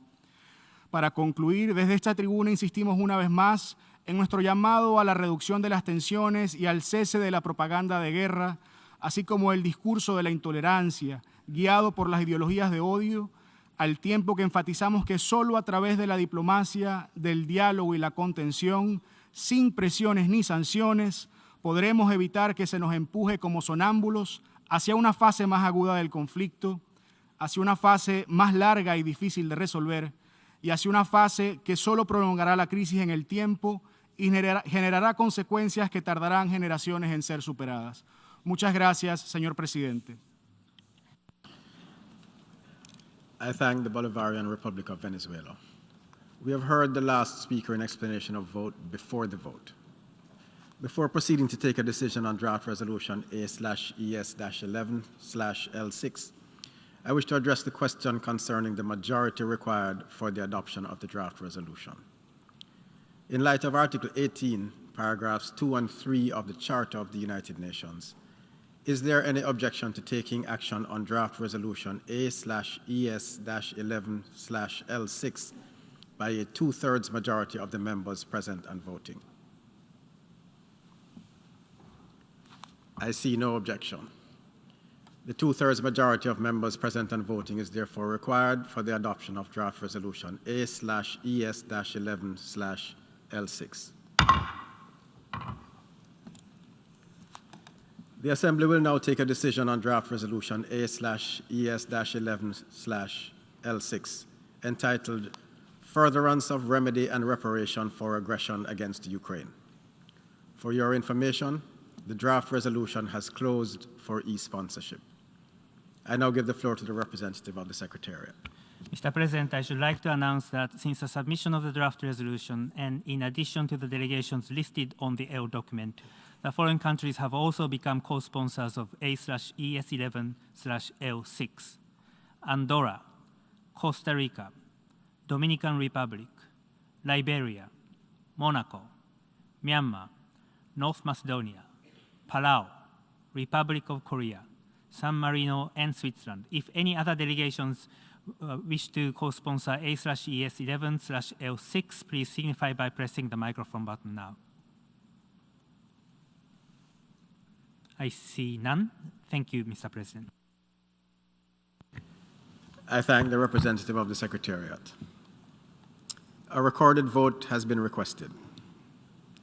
We shall now begin the voting process.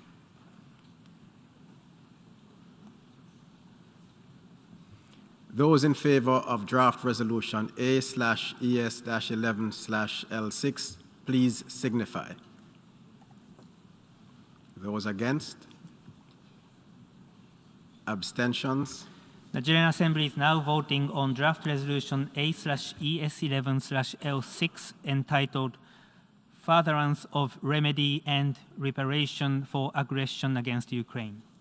Will all delegations confirm that their votes are accurately reflected on the screen?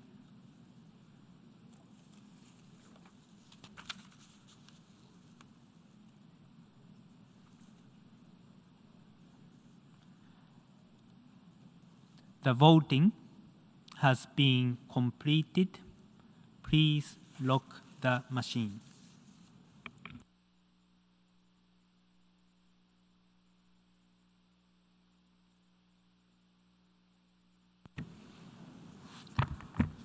The result of the vote is as follows. In favor, 94. Against, 14. Abstentions, 73.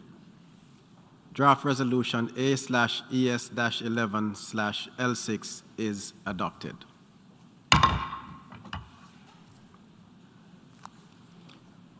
We will hear speakers in explanation of vote after the vote at 3 p.m. in this hall. The meeting is adjourned.